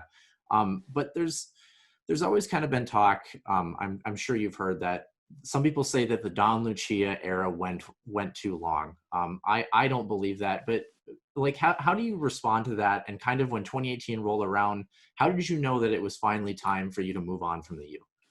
Well, a couple things. One, I never wanted to coach beyond 60. That was kind of my own, it's somebody else's turn. I never felt like I wanted to coach till I was 70 or keep going. You get to the point where you want to turn it over to somebody else. So I think there was a lot of it's a combination. Obviously, they want us to win every year, and I understand that. We had won the league 6 years in a row. It had never been done in college hockey. Unfortunately, there was a couple of difficult losses when you're in the one game shot in the NCAA tournament. Had we won a couple of games there, things might have been viewed a little bit differently. But I still think a lot of it came down to the breakup of the WCHA. And for our fans, and you still see it, the disappointment of not being a part of the league. And quite frankly, Minnesota fought it. Joe Moturi didn't want to be a part of the Big Ten league at the time. Don Lucia didn't want to be a part of the league. Minnesota Gopher fans didn't want to be a part of the league. So that was a very difficult breakup. And I think our fans were disappointed. I think two things. I think the cost of the ticket at Gopher games became very, very high. I think they've started to look at that a little bit the last few years. I think that was an impact, and also losing our rivals. I think those are the two things that had the most impact. Then you start to think as attendance fell off. I mean, we still had at home, I think we had the best home record over the previous 4 or 5 years. So we were still winning at home, but the fans weren't coming. Then you start to think, well, geez, is it me? Is it time? It goes through your mind because you want what's best for the program. So I knew I had one more year beyond 18, 19 on my contract. And I went into Mark before the year even began, and I sat down. I said, it doesn't matter to me if I coach at the Minnesota 19 or 20 years. I've been doing it 30 plus years as a head coach. I just feel that I'd rather make the decision before the year even begins. I felt that team was good enough to get in the NCAA tournament, and unfortunately that was a year where all 7 games in the final day went against us, and we didn't get in the NCAA tournament. But my decision had been made the previous fall, and we had it all worked out that I would stick around that last year and help out. I just felt that it was better for the program to move on with a new person in charge. I felt that it didn't make there's going to be a big turnover, so it was going to be a big recruiting year that following year. And I just felt it was the next coach should decide on who's coming in at that time. And so I was fine with it. I missed the players that first year. I missed some of the elation of walking into the locker room after a big win. But it was just time. It was time for me. It was time for the program to have some fresh blood. And I think I've been around long enough to know that, hey, you're better off leaving a year too soon than a year too late. And I think it was just better for everybody at that point in time. They hired a really good person in Bob. Bob and I had worked together. We have a tremendous relationship now. We talk every week. I stop by every so often. He always made me feel very welcome over the last couple of years. And I know what he's going through and when he's there at times. So I think I'm a good sounding board for him, but it's nice to see such a good friend take over that program. And I know he'll do wonderful things, and hopefully during his tenure, he can win a national title there. Don, no question, when you take the year off, as you mentioned, with Mark, you end up kind of being sort of an executive assistant, if I remember correctly. And now all of a sudden you get approached with an opportunity to become a conference commissioner. A couple of things on that. Did you ever think that you'd be approached with a position to be a commissioner of a league? And number 2, how's it feel like preparing? And now that you have the position, what's it been like trying to get this thing rolling? Well, I can go back to, Bruce McLeod reached out to me back, about taking over the WCHA when he was leaving. And I had some of the coaches call me to see if I had interest at that time. It was just too soon. I wasn't ready to give up the coaching at that point in time. So it didn't work out. And so when I got approached in March, I was actually up at our place in Alaska, and I got a phone call from Morris Kurtz. And I, to be honest, I didn't even know the position was open at the time. And whether I would apply. And so I had to quickly, because I think the position closed on a Monday, and this was like Thursday or Friday. So I had to get a resume together and a cover letter and do all that and send in my information. I was able to do that. And then I just went through the process, and I think I was the right place at the right time. I think they wanted somebody with a great hockey background to help put this together, because I told them, I said, if you're looking for a marketing guru, I'm not your guy. But if you want somebody that understands the NCAA, understands college hockey, knows the commissioners, can lead the conference in that way, and surround myself with some, certainly more qualified people in the business end, then I think it can be a good thing. So right from the get-go, I didn't need a job. I thought it would be a challenging but enjoyable job. That's the beauty of my whole career. I kind of look at it as I never felt like I went to work.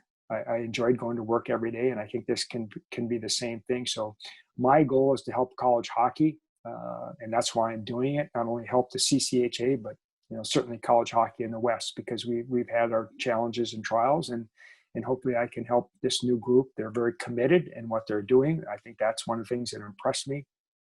We're very excited to have St. Thomas be a part of this league. I think they have a chance to be an outstanding college hockey program. So we have a nice 8-team league moving forward. We want to try to get the refereeing situation worked out, and maybe try to get a consortium in the West. It just seems to me then when you have 3 different conferences intermingled between Minnesota and Michigan and in the West like we do, it makes a whole lot more sense for a referee to be able to referee Minnesota one night, Mankato one night, and St. Cloud one night, and not have to get in a plane and go anywhere. So we'll see where that leads us, but I'm looking forward to being part of the solution to some of the issues that college hockey faces in the future. Can't imagine what your cover letter and resume looks like, to be totally honest. It's got to be interesting. Only a couple more questions here for you, Don. And once again, thank you for joining us. You're part of now the CCHA 2.0, if you will. The original disbanded in 2013, and that kind of prompts a listener question that we had from our listener, Derek Felks. And he asked, as you're a person who once coached in Alaska, are those programs, the Alaska programs along with Alabama Huntsville, are they viable as independents if they can't find a conference to be in, especially as the new CCHA gets rolling? Well, it's not going to be easy. When I go back, I was coaching as an independent in the late 80s, early 90s. Actually, my last year, we were a Division One, an affiliate member of the CCHA. Anchorage was an affiliate member of the WCHA at that time. We were each going to get in the conference the following year. Back then, you had, the Alaska schools could play each other. You had Air Force, you had Huntsville, you had Michigan Dearborn, you had some other Division I independents. It's a little more problematic now because there's fewer independents, more teams you could probably play. And I think there was a few more teams back in the day more interested in going to Alaska because they hadn't been there, the novelty. So the critical thing, I think, for them is going to be, can they get a schedule? Can they get some home games?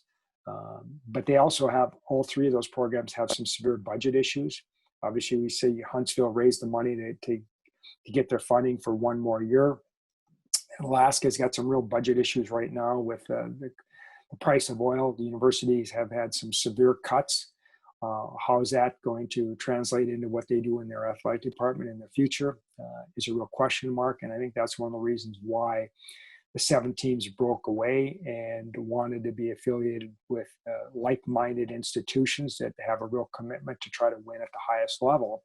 And ultimately, that's what happened. And I think the final straw might have been when Anchorage moved from their games at Sullivan Arena back on campus in a 900,000 facility, and just not enough. And so the commitment level is what happened. You never say never that they can't do it. How long is a question mark. Can they get back in the league down the line with a renewed commitment and renewed funding level? Again, that's all to be determined. Coach, certainly, trying to start any league per se, in any time is obviously a big challenge, as you mentioned, but certainly with today's environment with the coronavirus pandemic, I imagine is making this even more of a challenge. Has there been sort of a thought on, because we certainly just don't know what this future is going to look like. Obviously there's a hope with a vaccine the next couple of months, but nothing's guaranteed. Is there sort of kind of contingency plans and whether this thing sticks around for another year or so? Is that part of the process, or how is all this pandemic news shaping how you're trying to get the league going for next year?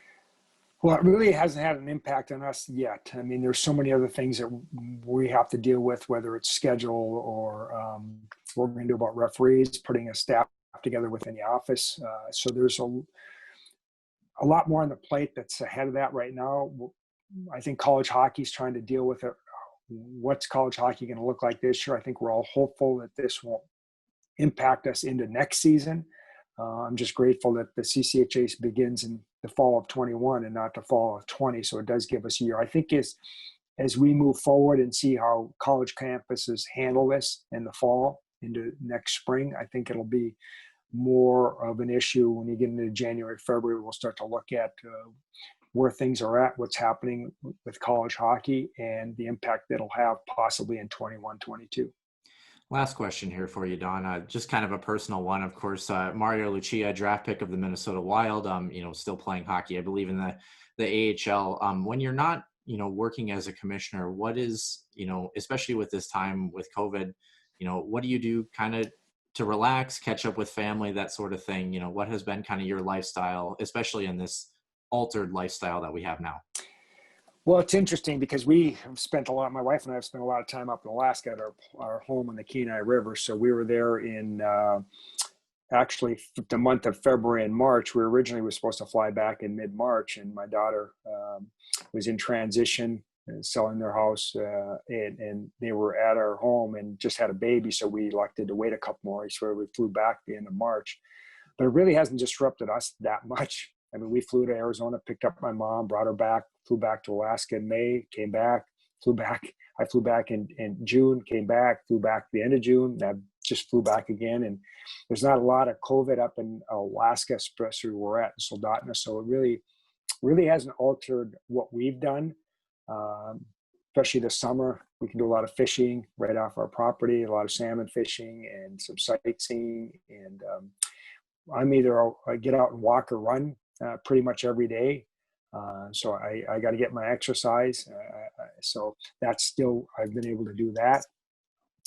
So we just came back last week because a lot of grandchildren's birthdays, and we'll probably spend most of September into early October back in Alaska, and then we'll be here for the winter. And the only place I've really seen the change is, we couldn't go to Mass for a few months, and now you go and it's every other aisle, and communion is a little bit different. So that's probably where I've seen that change most of all. And then not having any sports on TV or watching hockey playoffs in August seems a little bit odd. But hopefully we can get all this behind us, and it's crazy times, and who knows, COVID might change a lot after the election too, because unfortunately it's become really political. Former Golden Gopher head coach and current CCHA Commissioner Don Lucia, thank you again for joining us this afternoon, and look forward to speaking to you again in the future. All right. Thanks, guys. Have a great day. You too. Thanks, Don. And thanks again to Huskies Warming House podcast fans for all of your support over these last few weeks. Again, we're trying to make sure that all of the improvements are there to help you enjoy our show, both if you're listening to us online or watching us here on YouTube. Again, everything is for our viewers, and we couldn't be in this position without you. So without further ado, thanks again for following us at Warming House Den on Twitter. Also, make sure you check out our website at www.huskies-warming-house-podcast.com. Also, find us on the centericeview.com with Bill Prout. And once again, thanks for all of your support, and we'll see you very soon.